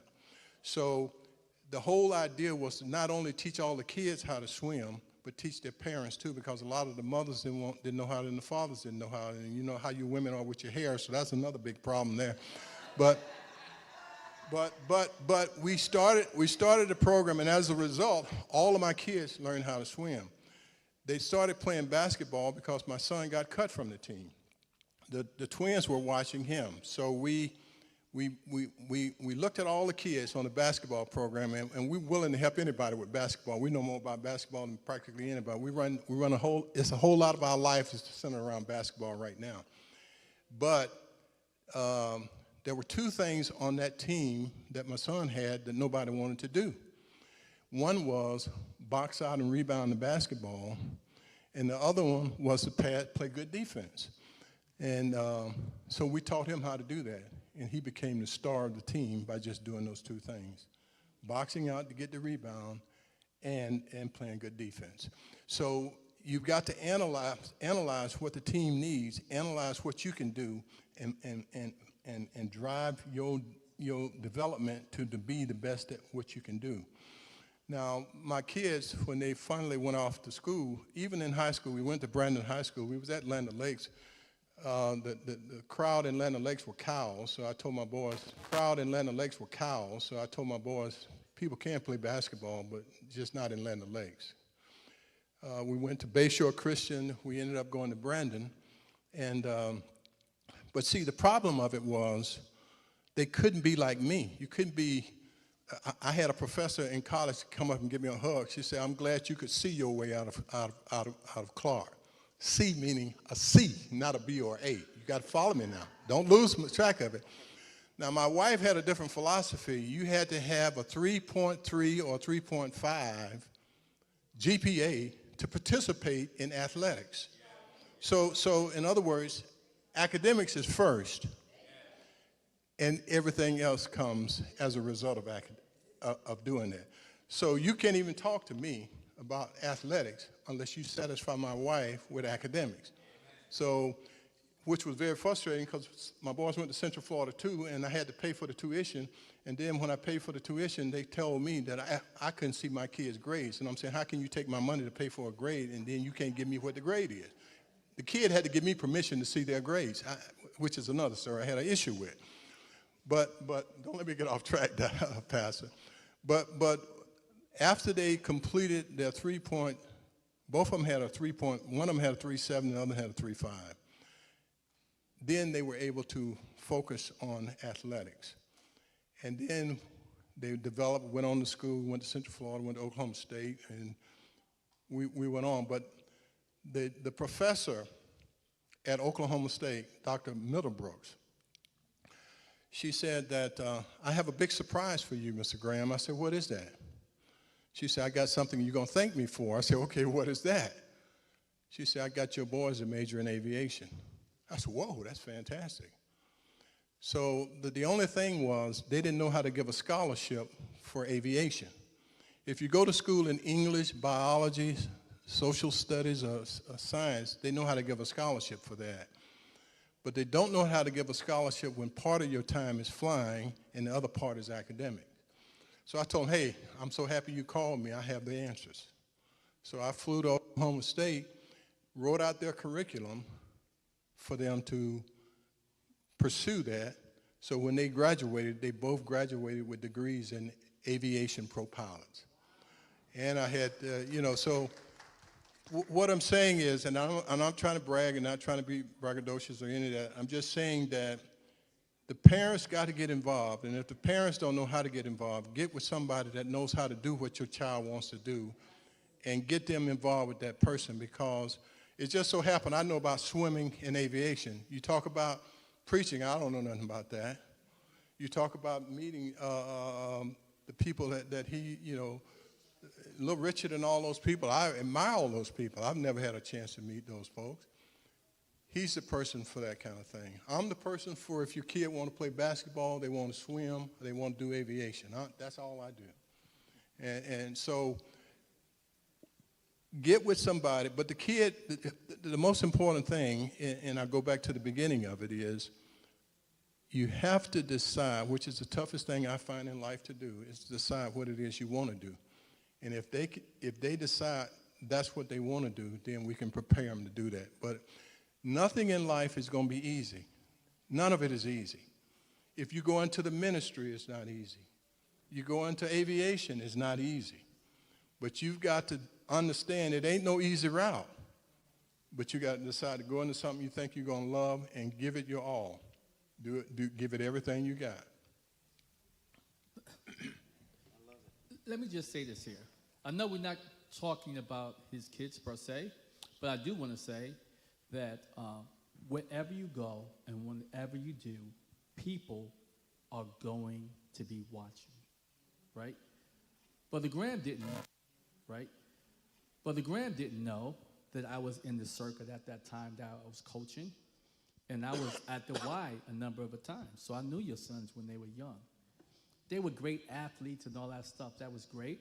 But more important than anything else, what we loved about them, we had a bunch of NBA players and NFL players that played with them. They were great character young men. And one of the biggest things, you always saw Dad with them. And that makes a difference. Yes. Elder Brown, tell us about when you were on your precipice of singing greatness, a unique voice. How do you then transition to singing all over the world? Top record labels wanting to sign you. How do you then transition into preaching and going to speaking into almost every country around the world? How do you make that transition? Work ethics on the page, because she was a businesswoman. She has, in the course of her life, she was born in 1904. And one of the first Adventist churches in South. I'm sorry, when was she born? 1904. And she was amongst the first few black Adventists back in the day. Her work ethics was, she had several buses that she would take people. They used to go Mount Calvary and other places around the area. They knew her for those buses that they take up north for picking. Then she had several stores, and she had real estate all over the place. And she had, when I was coming up, as a kid, I used to read about slavery, and I said, maybe slavery is not over, because this feels just like what they say in the book. because we worked every day out in the field. We worked all the time. And her thing was, I'm working, keeping you busy so you won't get in trouble. I said, Mom, there got to be a better way to keep from getting in trouble. But anyway, her work ethics taught me that you can push, and the more you push, there will be things in life that will pull you while you're trying to push. And while you're trying to push, there were things that are trying to pull you. They will pull you while you're trying to push. So you had to have that tenacity that you were going to press on anyway. And within the fact I knew that if this was ahead of me, I wanted to do something, you had to make it happen. You had to be hungry for success. You can't just wake up and say, I just want to do something and go back to bed. I'm sorry, Moses. I hate to jump in. You made it sound so simplistic. I have no idea what that means. There are a gazillion pastors who want to speak all over the world, who want to be invited, right? Everyone wants to sing. Everyone wants to be on TV. What, but I don't want to say besides being on your knees, but what type of work did you have to put in to be that good in both disciplines? Give me the hours. Give me the time. Give me the sacrifices. First, you have to be willing to be a follower of Christ. You have to be willing to first have a relationship with him that will be inconvenient to some other people. And sometimes it will throw you off because you want to do other things. But to be able to be in front of people spreading this message, you know you will be attacked demonically.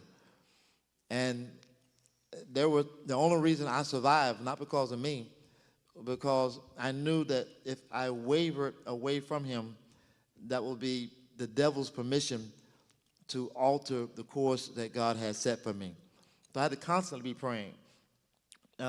When he gave me an assignment, was small or great, I would preach to 3 people like I preached to 3,000 people. And I met, as I was on my course, I met Elder Falkenberg. He used to be the president of the General Conference. And that's when they asked me, they said, because they needed some black preachers to go some of these places where they were asking in these countries. They saw all these white faces coming. They said, how come we're the black people? And so they said, can you come? So I just started traveling with them, the different countries. And after I started traveling with them to Ethiopia, to Kenya, down to, and we started a church down in Guyana, started a church there in several countries. I don't remember all of them, but we were just doing all that. I was able to start different churches and see many people come to Christ. I baptized at least over 2,500 people. Wow. Just from going out, serving God, and preaching the gospel. Wow. What I want to see is, you have to have a desire to do it. Living in these last days, there's nothing else I want to do but be able to do evangelism. And you can do it. You don't have to go across seas to do it. You can do it. I was talking to Elder Amara right there, how he goes to the bus station and invite people to come to church. That's one way you can do it. And the girl got baptized from him just meeting her at the bus station. Wave your hand like that, preacher. And evangelism is something that I had a passion for. And so when I was a little boy, back in the woods, my mother, we had a home also in town. We had another house out in the also in town. We had another house out in the country, and we would go out there in the woods, and there I would be preaching to the weeds. And how many hours? I would go out. That was my playtime. Pick up an offering, but I would preach to the weeds, and that's when they knew. But I didn't know my granddaddy was a preacher. And all his daughters were preachers, and it was preachers all on the other side. So some things were already in you that God prevailed. And my mother always said, follow Jesus. He has a plan for you. And if you follow him, he's got many souls that will be coming to Christ. So when I was at Forest Lake Academy, they had me on as the ministerial person. And sometimes, even myself, when you see me in certain things, I'm surprised myself how I get there.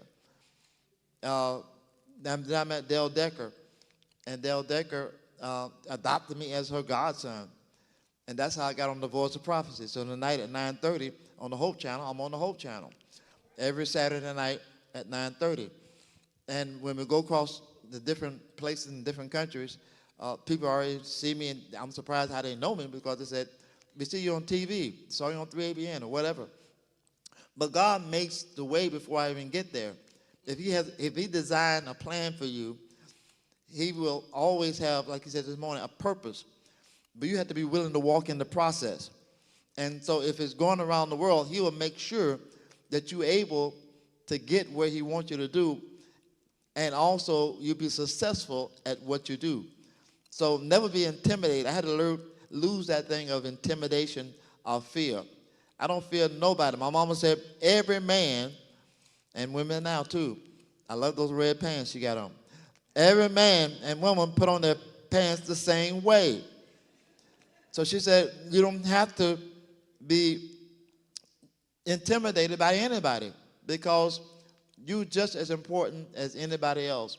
So with that in my mind, I pushed on, preached on, and continue to serve the Lord now. The reason I'm not at church most Sabbaths because I'm usually traveling around as God has ordained for me to do. I'd rather be here. And it just happened I had the Sabbath off, and God had me to work here today. Amen. I wanted to ask Moses to participate. I was like, but he won't be available. I know that just a few months ago he did time in London. I mean, like literally, when you don't see him, he's literally somewhere across the globe. And that's one thing, but the happiness when he speaks about baptizing and bringing souls to Christ. That is the joy I get from him. And I think when I finish a devotional, I didn't think I would ever write a devotional. I do real estate and finance. One of the first persons I came and handed the book to was that young man right there. That's great. Elder Graham. Speak to what it was like. It's one thing to talk about being a pilot and dreaming and taking these classes. What is it like to step into the cockpit and then it just takes off? What is that? And then what did you fly? And what period of time did you fly? Oh, okay. I got a couple books here, and you're more than welcome to look at it. The last plane I ended up flying was this one here. This is what they call an A7 Corsair, and it's a light attack aircraft. You fly off aircraft carriers, you land on aircraft carriers. We have bombing. They have since now retired it, like you said, we're legends now. They have retired my aircraft. The one that Dennis Range flew was an A6, and his plane is retired also. So they've constantly put new upgrades with military aircraft. They're spending millions and millions of dollars with the aircraft now. They've got some more sophisticated aircraft than the one we flew. It was interesting that when Dennis Range and I used to take some kids from the church when they would have air shows, and we would take them to MacDill, and the pilots would see that we knew what we were talking about, so they let us climb up in the plane, and I would explain all the controls to the kids and what you're looking for. It's a training. It's just like going to school. You learn how to do math, so you know what 1 + 1 equals, and then you learn what a vector is, or you learn how to navigate from one point to another. Like you use your telephone now, the GPS, you figure out how to get from the church to your house. We can tune in to figure out where we are in the country to where we need to go to find that aircraft carrier, to get in the glide slope to land. It's so vast. It's so much training that's involved, and you get in it. You become. It's a love affair that you have with what you do. You really love to do it, and the only sad thing about it is that you train for war, Fortunately for me, I've never had to kill anybody or bomb any place. I mean, we bombed and we tore up places, but it has nothing to do with actual people being there. But we were always in a state of readiness to respond in case we had an attack. Trump is a person, I tell you, I have problems with him because he's going to send us into war real soon. And you don't want to kill anybody, but you don't want anybody trying to kill you. And one of the things that you're not privy to, we get a lot of secret and top secret information, so we know what's going on with other countries and what things people are doing to children, people are doing to other people, and it's very disturbing. And you can't, is that brother out there? You can't. It's hard for you not to want to stop people from hurting other people, and so that's what you're in. So I understand if you hate war, you hate all of this stuff. One thing that's interesting, I can tell you, my class, which was 1978, was the cutoff class for people joining the military, getting kicked out of the program, and go to Delta or Eastern or Frontier to fly their planes now. Most of the people can't afford to pay for their flying lessons, so they went through the military. My class was the first class that went through there where we had to sign a document that says that if for any reason you don't make it through in aviation, you still have to give the military so many years of your life. So you can't go there and get trained for free and then go fly for Delta. So, and to get with one of these airlines, and that's what I wanted my kids to do, is fly with one of the airlines. And they said, Dad, that's what you want us to do. That's not what we want to do. So, you know, when you start making plans for other people, it's got to be the plans that they want to do also.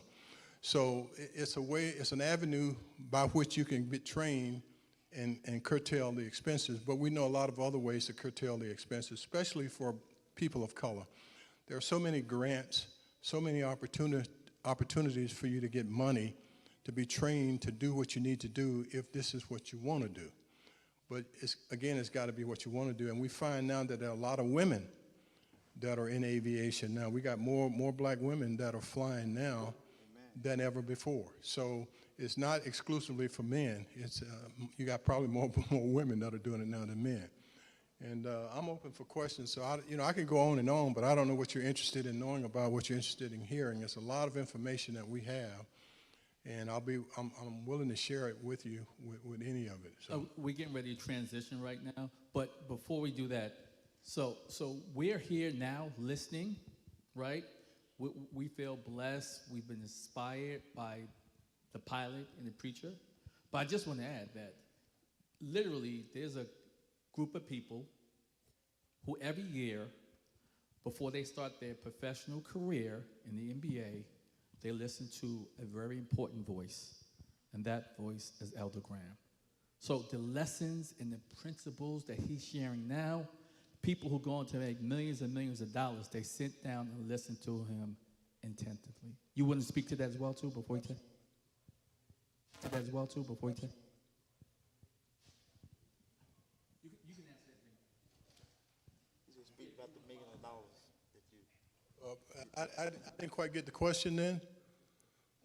I was saying, what we're doing here today, you're sharing your excellence, you're sharing your, I think what's really important, you're sharing your preparedness. Right. That's what both of you gentlemen talk about, preparedness. Can you talk about why you are asked to speak at the NBA rookie camp and what do they get? Yeah. It's interesting. My wife and I are always asked to do stuff like that because once a kid is drafted in the NBA, they get a lump sum of money that you can't even begin to imagine. I mean, if you grew up like Moses and I, it's incomprehensible to see that much money at one time. And you've got all these family members that come out of the woodwork, people that you didn't even know were your family. And everybody wants a piece of the pie. And one of the things, the last thing that they did, they asked my wife and I to go to New York to speak to a group of guys that were going into the NBA to speak specifically to the parents, because the parents have been waiting for this time. They want a new house, they want a new car, they want a new wardrobe. And one of the things that they don't understand is that the government is going to get practically half of their money to begin with. So in other words, if a kid gets $2 million, the government is going to get pretty much $1 million of it off the start. So it ain't $2 million. Then you've got, that kid has to be taken care of. It's incomprehensible, but the parents basically were booing my wife and I off the stage because they didn't want to hear anything that we were saying. We were saying, give the child a chance to grow, chance to develop. Don't buy all these bling blings, all this gold and all this stuff. These kids start buying all these expensive cars. One of the guys with my son he bought a Bentley, a Ferrari, and a Mercedes. I mean, you got all these cars, and then they don't attribute money. All they do is take money away. So when you spend the money, it's gone. And our accountant will tell you that when people start earning that kind of money, you think it's going to last. It does not last. We had a friend, he really wasn't a friend, it was an acquaintance. That boy bought his mother a multi-million-dollar house over in Orlando. He got let go from the team. He had a smart mouth. They didn't want him anymore. So the accountant told him to pay it off, which he didn't do. So he wanted to make a payment. So you make a payment with the understanding that you're going to keep that money coming in. You never think it's going to cut off. But it did cut off. And his mother lost her house. He lost his house. And I've seen people jump off of we were in San Diego, and a guy jumped out of the top room of a hotel and killed himself because they can't deal with that depression. And I think it's like what Moses saying, if you're used to not having anything, sometimes it's best to be that way because you need to learn how to be humble. Everybody think money is an answer, but I'm telling you, it's not. It allows you to do some things that you haven't done, but it causes more problems than you can shake a stick at. You know, most of the guys are married 4 or 5 times. You got children all over the place, and that's not following God's plan. So, you know, we learned a long time ago after listening to E.E. Cleveland and C.D. Brooks. You may not even know who they are now. I mean, everything is old now. But when I listen to those people preach, they change our lives around completely, and it changes your values. So you just got to stop thinking about materialistic things and start thinking about trying to do something to help other people. But if you can handle that, the money will definitely change your life instantaneously. And you look at these guys now, one of the things that my kids are dealing with now, they have a program they call NIL. It used to be where you had to go to graduate from college and get into pros and start making money now. Now they're paying these kids millions of dollars to play ball in college. These kids are able to take care of their parents now and buy all these expensive cars and live all places, and they're getting money from the university and money that's being attributed for them to live a lifestyle. So that's why all these kids now, their goal is to just make it in the pros because everybody wants the money. But their minds are completely messed up. So, you know, it's more negative than positive.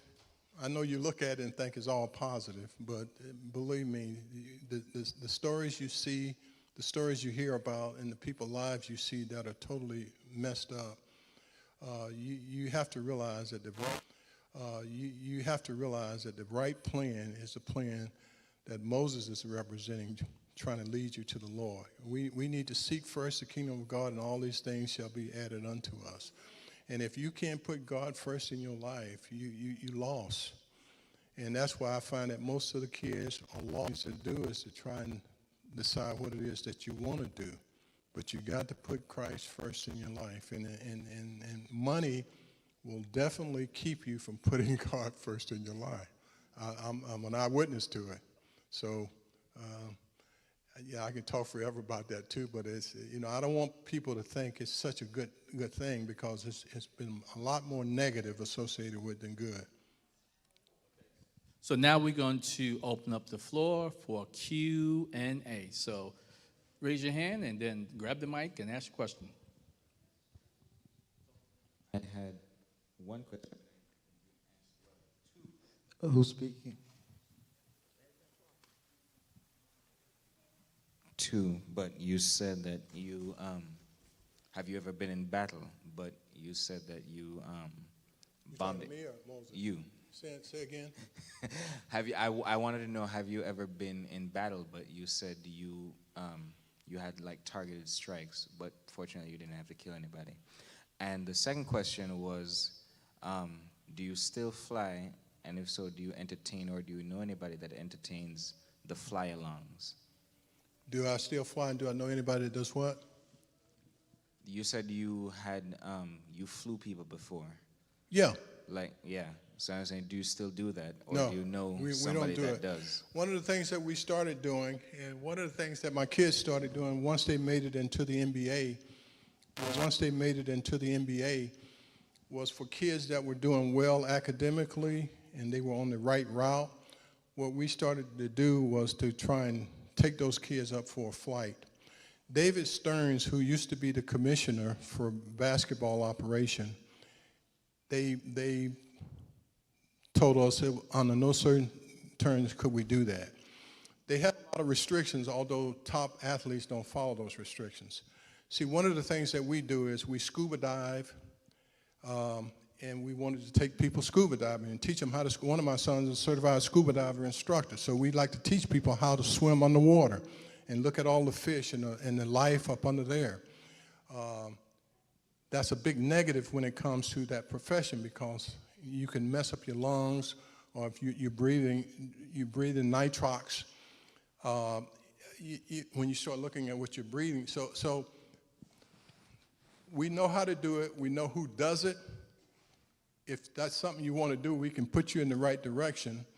But you know, for violent, I was trained to kill when I went through all my training. So I knew, like all these suits, you got places you put knives and all that stuff. Look at the movie, it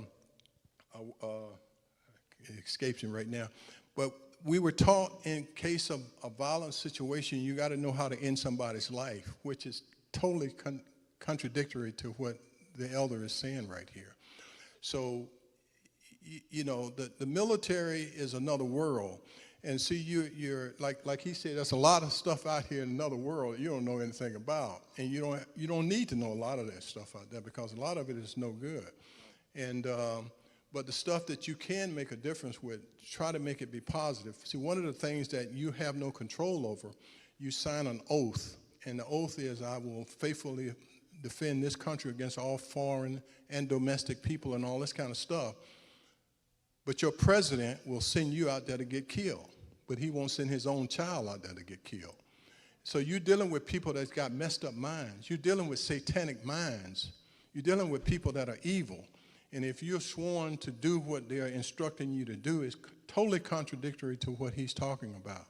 So if you can make it another way other than that way, it's a better way to go. But this is a way that you can definitely make it, and you can be very happy with it, but anything you do, there's a consequence associated with it. And that's what you need to keep in mind and make sure that that's something you want to do or you don't want to do. I have a quick question while we do another answer. And it's along the lines of what he says. Do you give flight lessons, like teach people to fly? I used to. I basically stopped doing it because I couldn't get enough black. See, the thing about flying, white people, they love it. They gravitated to it at 1,000 miles per rate. Black people don't want to do it. My goal was to try and educate as many people of color to help them get ahead. It's already a lot of white people already doing it. But to get a few black people the Tuskegee Airmen did an excellent job of laying the foundation down for a lot of us. But a lot of those Tuskegee Air people were very intelligent people. None of those guys were average.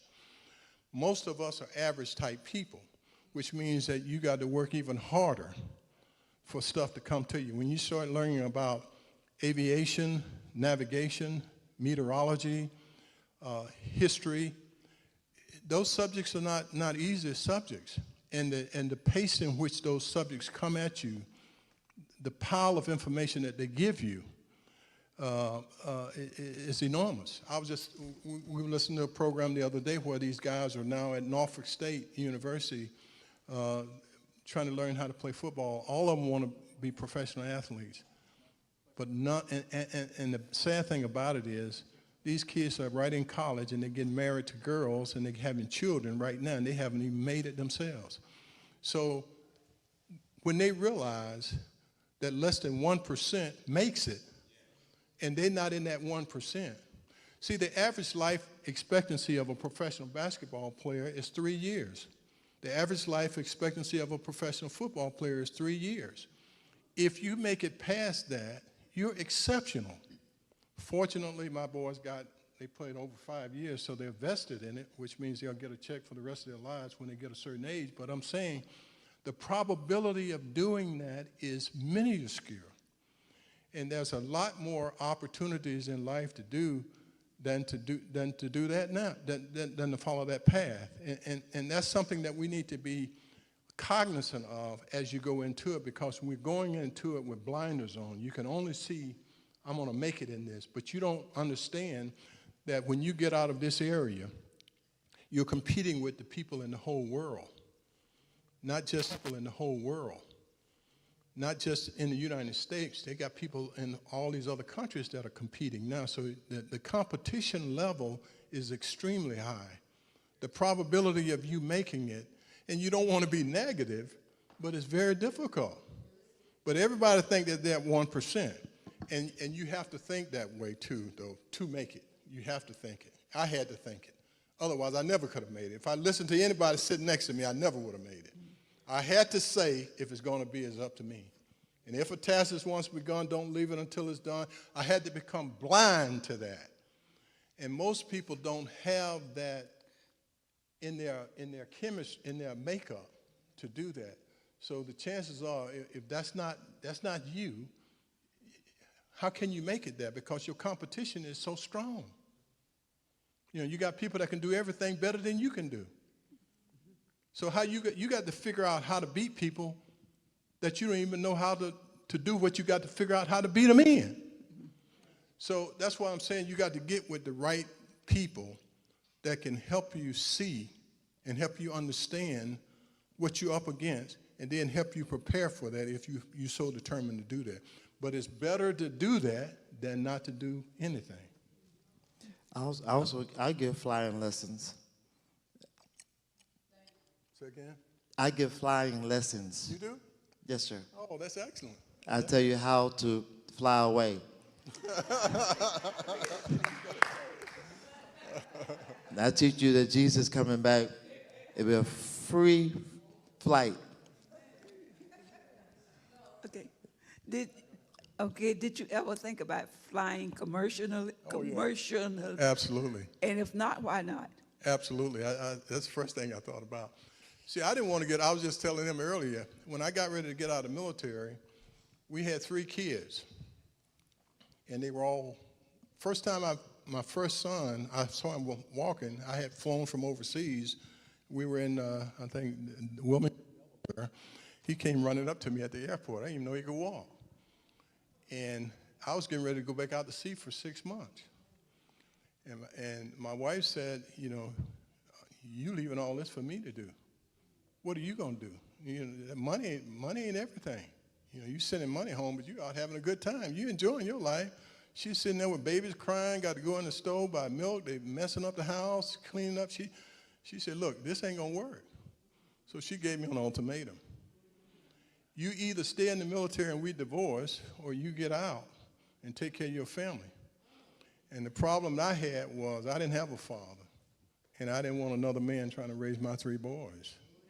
So I had to make a decision to get out, to be a father, and to give up all that stuff I was doing out here that, to me, was the greatest thing in the world. But I had to focus that energy to those kids and to do everything I could to help them be successful, and not do everything I could to help their friends be successful. And I didn't give flying lessons, but then they gave flying lessons. You see what I'm saying? So it's another generation going on to the next generation. So for people that like flying and people that like swimming and people that like basketball, we have generation after generation after generation going on. We know how to do all of that kind of stuff. But like you say, the Lord is coming back soon.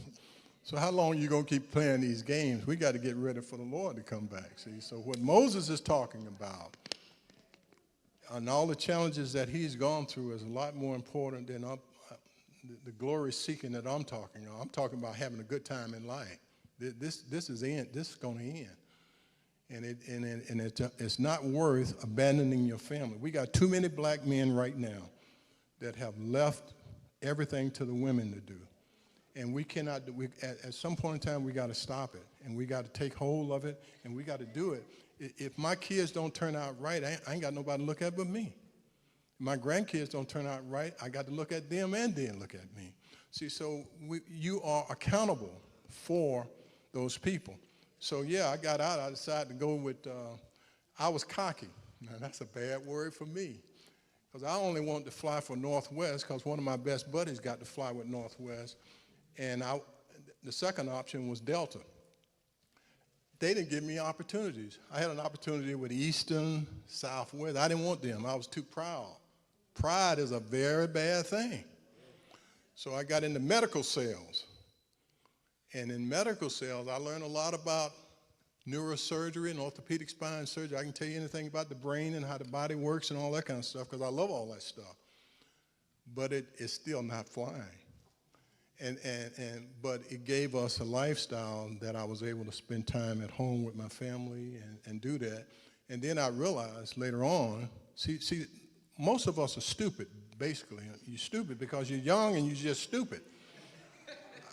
I didn't have enough sense. You know, remember I told you it took me 5 years to graduate? I didn't have enough sense to just go get with Eastern. I wanted to get with Delta. Delta wasn't interested with Delta. Delta wasn't interested in me. Eastern was saying, hey, come over here. I don't want you. How stupid is that? Now, you're trying to tell a kid, why don't you go do that? I'm telling you, no. That's like you telling your kid, no, you got to do your homework. You got to get in here and do your studies. Oh, I got that covered. It takes time for you to mature and to get to a point. Now, later on in life, I said, man, you know, I was pretty stupid not to go ahead and take that job. Now I can't go back and get the job. It ain't available for me now. You have to hit when the burning is hot. When your opportunity comes, and it'll come, but you got to be ready to take it. Like he was saying, you can't go in the military to get prepared.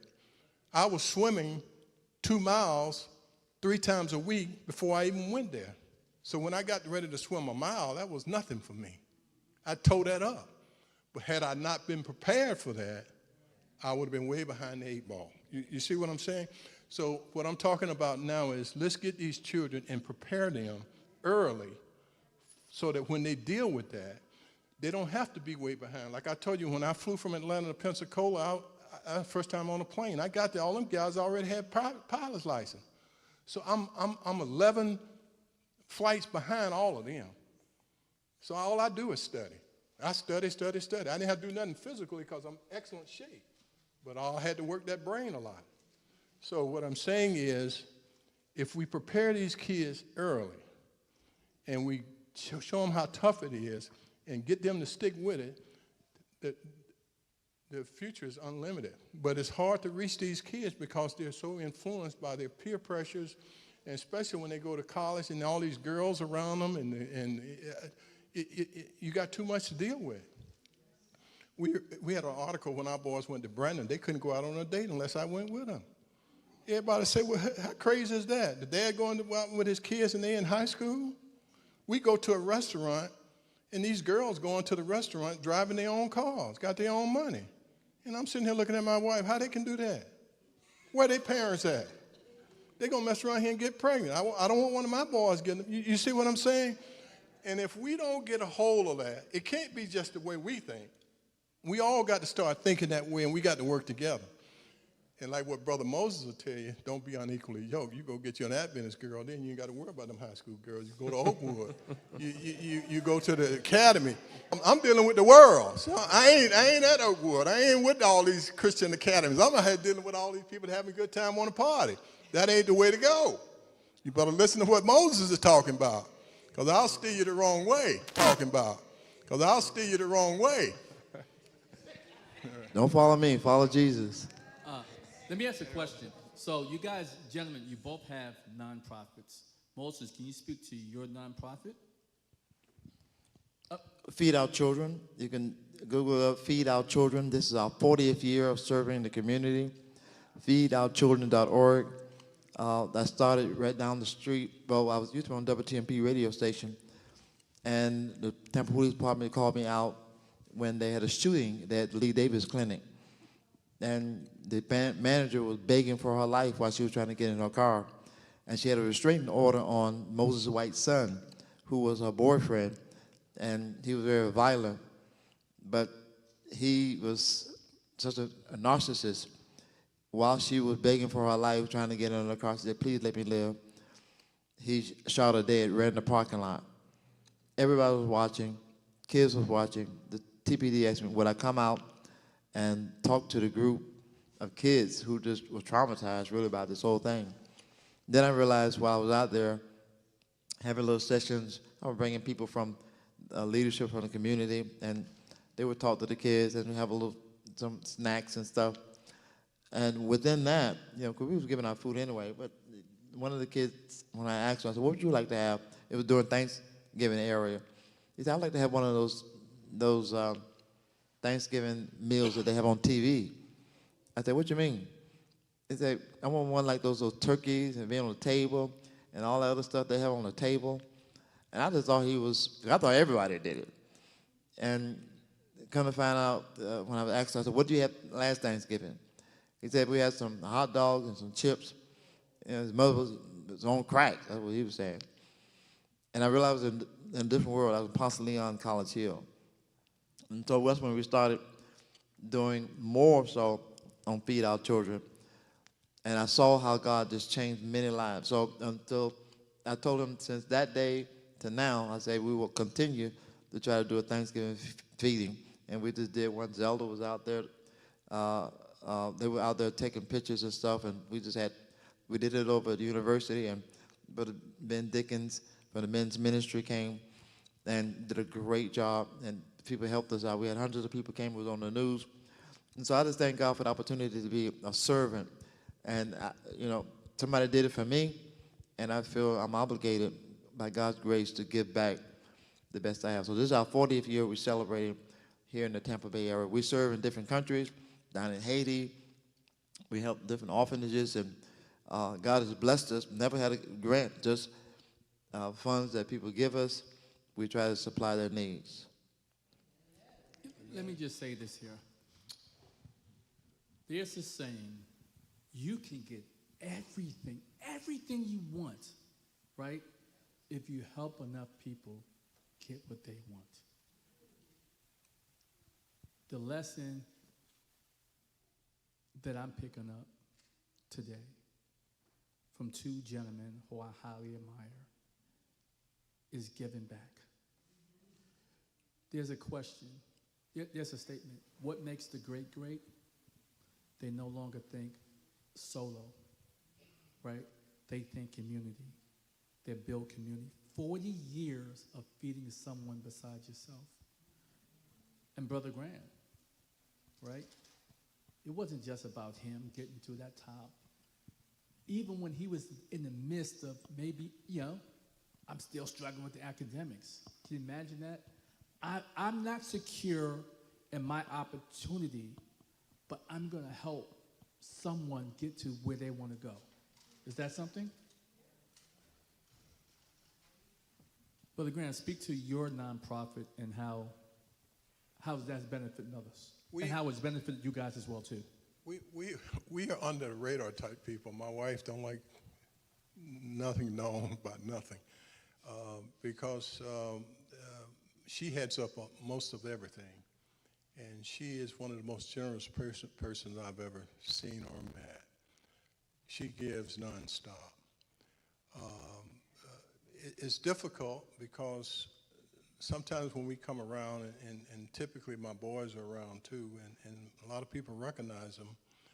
Even when we came to the church here, this church, and people recognized who they would pull them aside and let them know that their light bill needed to be paid or their house rent couldn't make it. And my boys feel so obligated they got to do all that kind of stuff. And I would tell Pastor Vincent, hey, we don't want people coming at them like that. You know, you give us a list of what you want to try to accomplish. We'll try to do that. But I don't want people, because it makes them go away. And right now, my boys are associated with a lot of professional athletes, and it's very difficult to get them to come out. And they want to come. They want to be here, but they don't want you coming at them, telling them about all your problems. And not saying that you're going to do that kind of thing, but this is what they're bombarded with. And this is why they go to special type situations, and then they have security around them, so you can't really get to them. You can't imagine LeBron walking in that door here, because he would have all of his security with him, and you couldn't get to him because so many people are trying to protect him.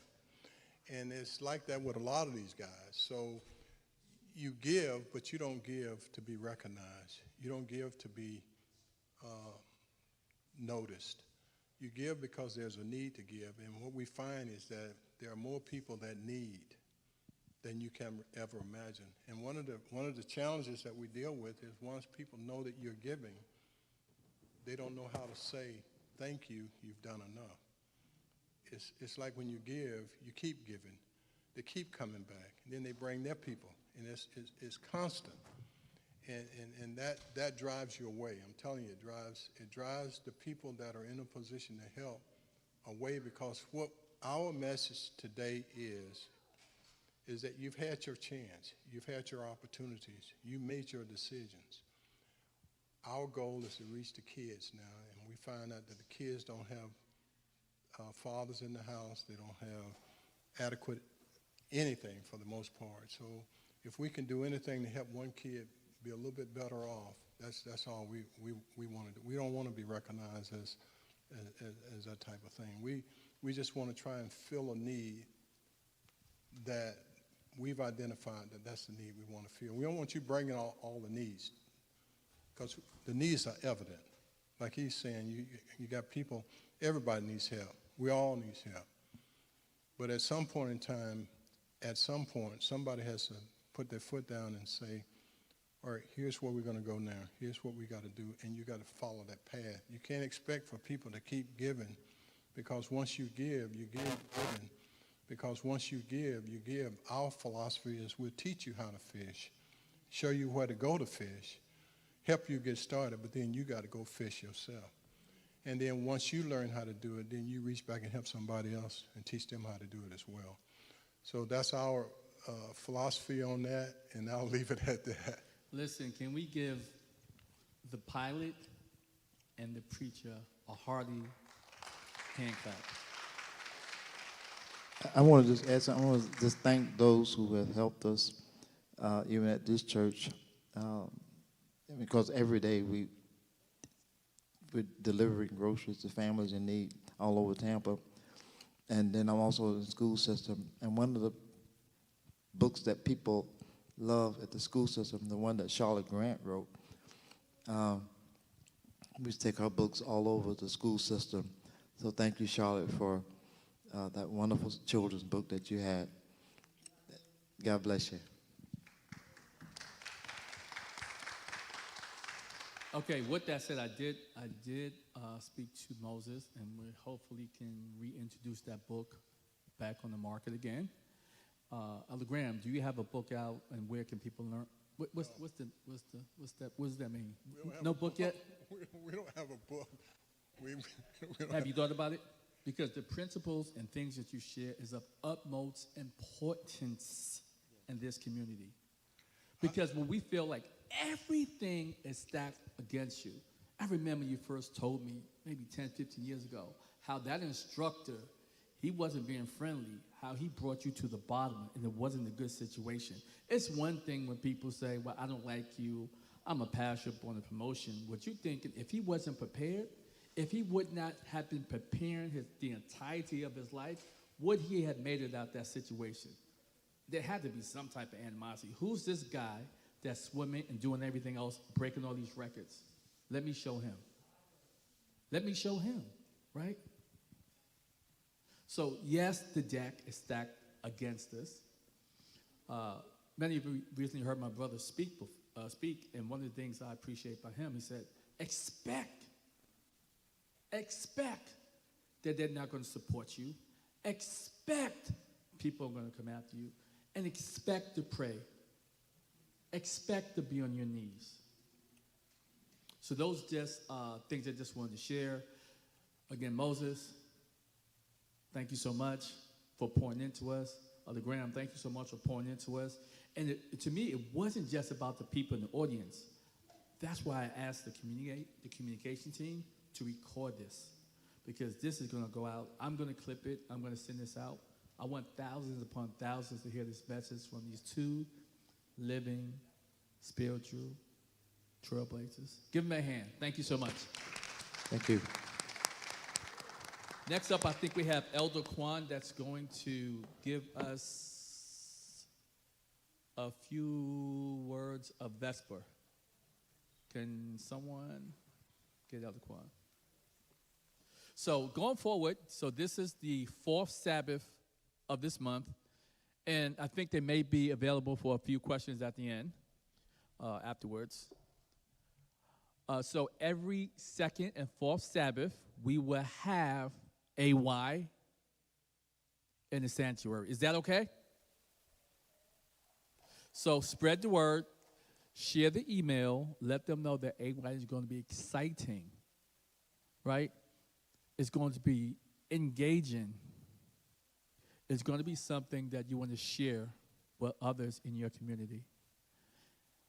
One thing also that Moses talked about, in the midst of everything when people are against you, people, I think I said to Elder Graham, people are always watching. He didn't know I was watching. I went to Mount Calvary, but I always watched him as he watched his sons. He said, going on dates, I watched them, right? They weren't even considered. I mean, they were good high school players, but I was playing with NBA players, and they say, those boys are going to be first-round draft choices. It was very careful about how he navigated, as if, he's a pilot, navigation, about how he navigated their path for the good, right? Isn't that something? Similarly to Moses, very particular how you navigate in the midst of what could be chaos, calamity, and confusion.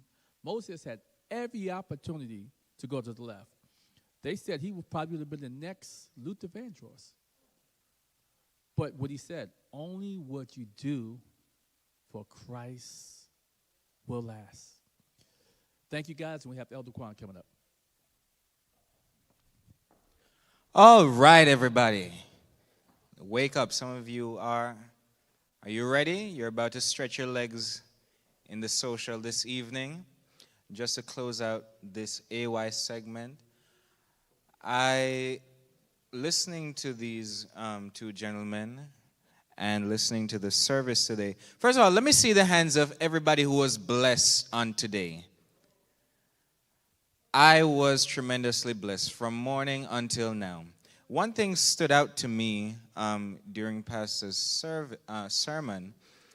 Terah, Abram's father, should have gone to Canaan. Instead, Abraham had to pick up the slack. And for you, as well as for your children, I know most of them are not here, it is imperative. I'm just leaving us with this Vesper thought. It is imperative that the actions that we take on a day-to-day basis have effects, though you may not know it, will have immense effects on your children, those who you come into contact with, your family members. Speaking for myself, I'm the oldest of all my siblings, and I'm wary of that. My last sister, she just turned 6 last year. I met her for the first time last year, because I'm living here, she's in Jamaica. But she knows me how? Because she sees me on YouTube. It is very, very, very, very important. The things that you do in front of your children, on your job, wherever. Don't do anything half done so that your children or somebody else has to come and pick up the slack. And that not only applies to your earthly mission as you go throughout this week, it has immense impacts for the kingdom. I have to watch my step when I'm doing things spiritually in front of my younger siblings, in front of the youth, in front of all of you. Because I didn't intend to go this long, but I was born in the Seventh-day Adventist Church. I don't know anything outside of the Seventh-day Adventist Church. I'm an elder now. While I was growing up, I saw stalwart elders who I look up to. Today, they're not elders. Not because they died, not because they resigned, but bright lights dim. And it is incumbent upon each and every one of us, your own light has to shine. And you have to shine it bright because other people, other youth, other children are looking at you. Yes, when I was growing up, yes, Bam, I was looking at you. Yes, Joy, I'm looking at you. Pastor McNeil, Pastor Mercy. I'm looking at all of you. And your children, everybody here is watching, and we have a hand in whether or not they make it to glory. And your crown, their star might very well end up in your crown. All right? Just think about that during this week, and let us pray to dismiss. Eternal God and Heavenly Father, we thank you. We are blessed. We are blessed today. We are blessed to have spent the time in your courts. So now, dear Lord, as we separate from each other, we will pray for each other. We will bear each other up with gladness. But dear Lord, we pray and ask that you will guide our week. Dear Lord, we know not to even think for our own selves. We can't prepare for ourselves because we don't know what this week might come up with. But dear Lord, you already know. And so we just pray and ask that you will be with us, bless us and keep us, and help us to shine our light so bright others will see you in us. We may not even have to give them a Bible study. We may not even have to say a word. But our appearance, like Moses coming from the mount, our appearance will show bright that God is with us. We thank you and we love you. In Christ's holy name we do pray. Amen.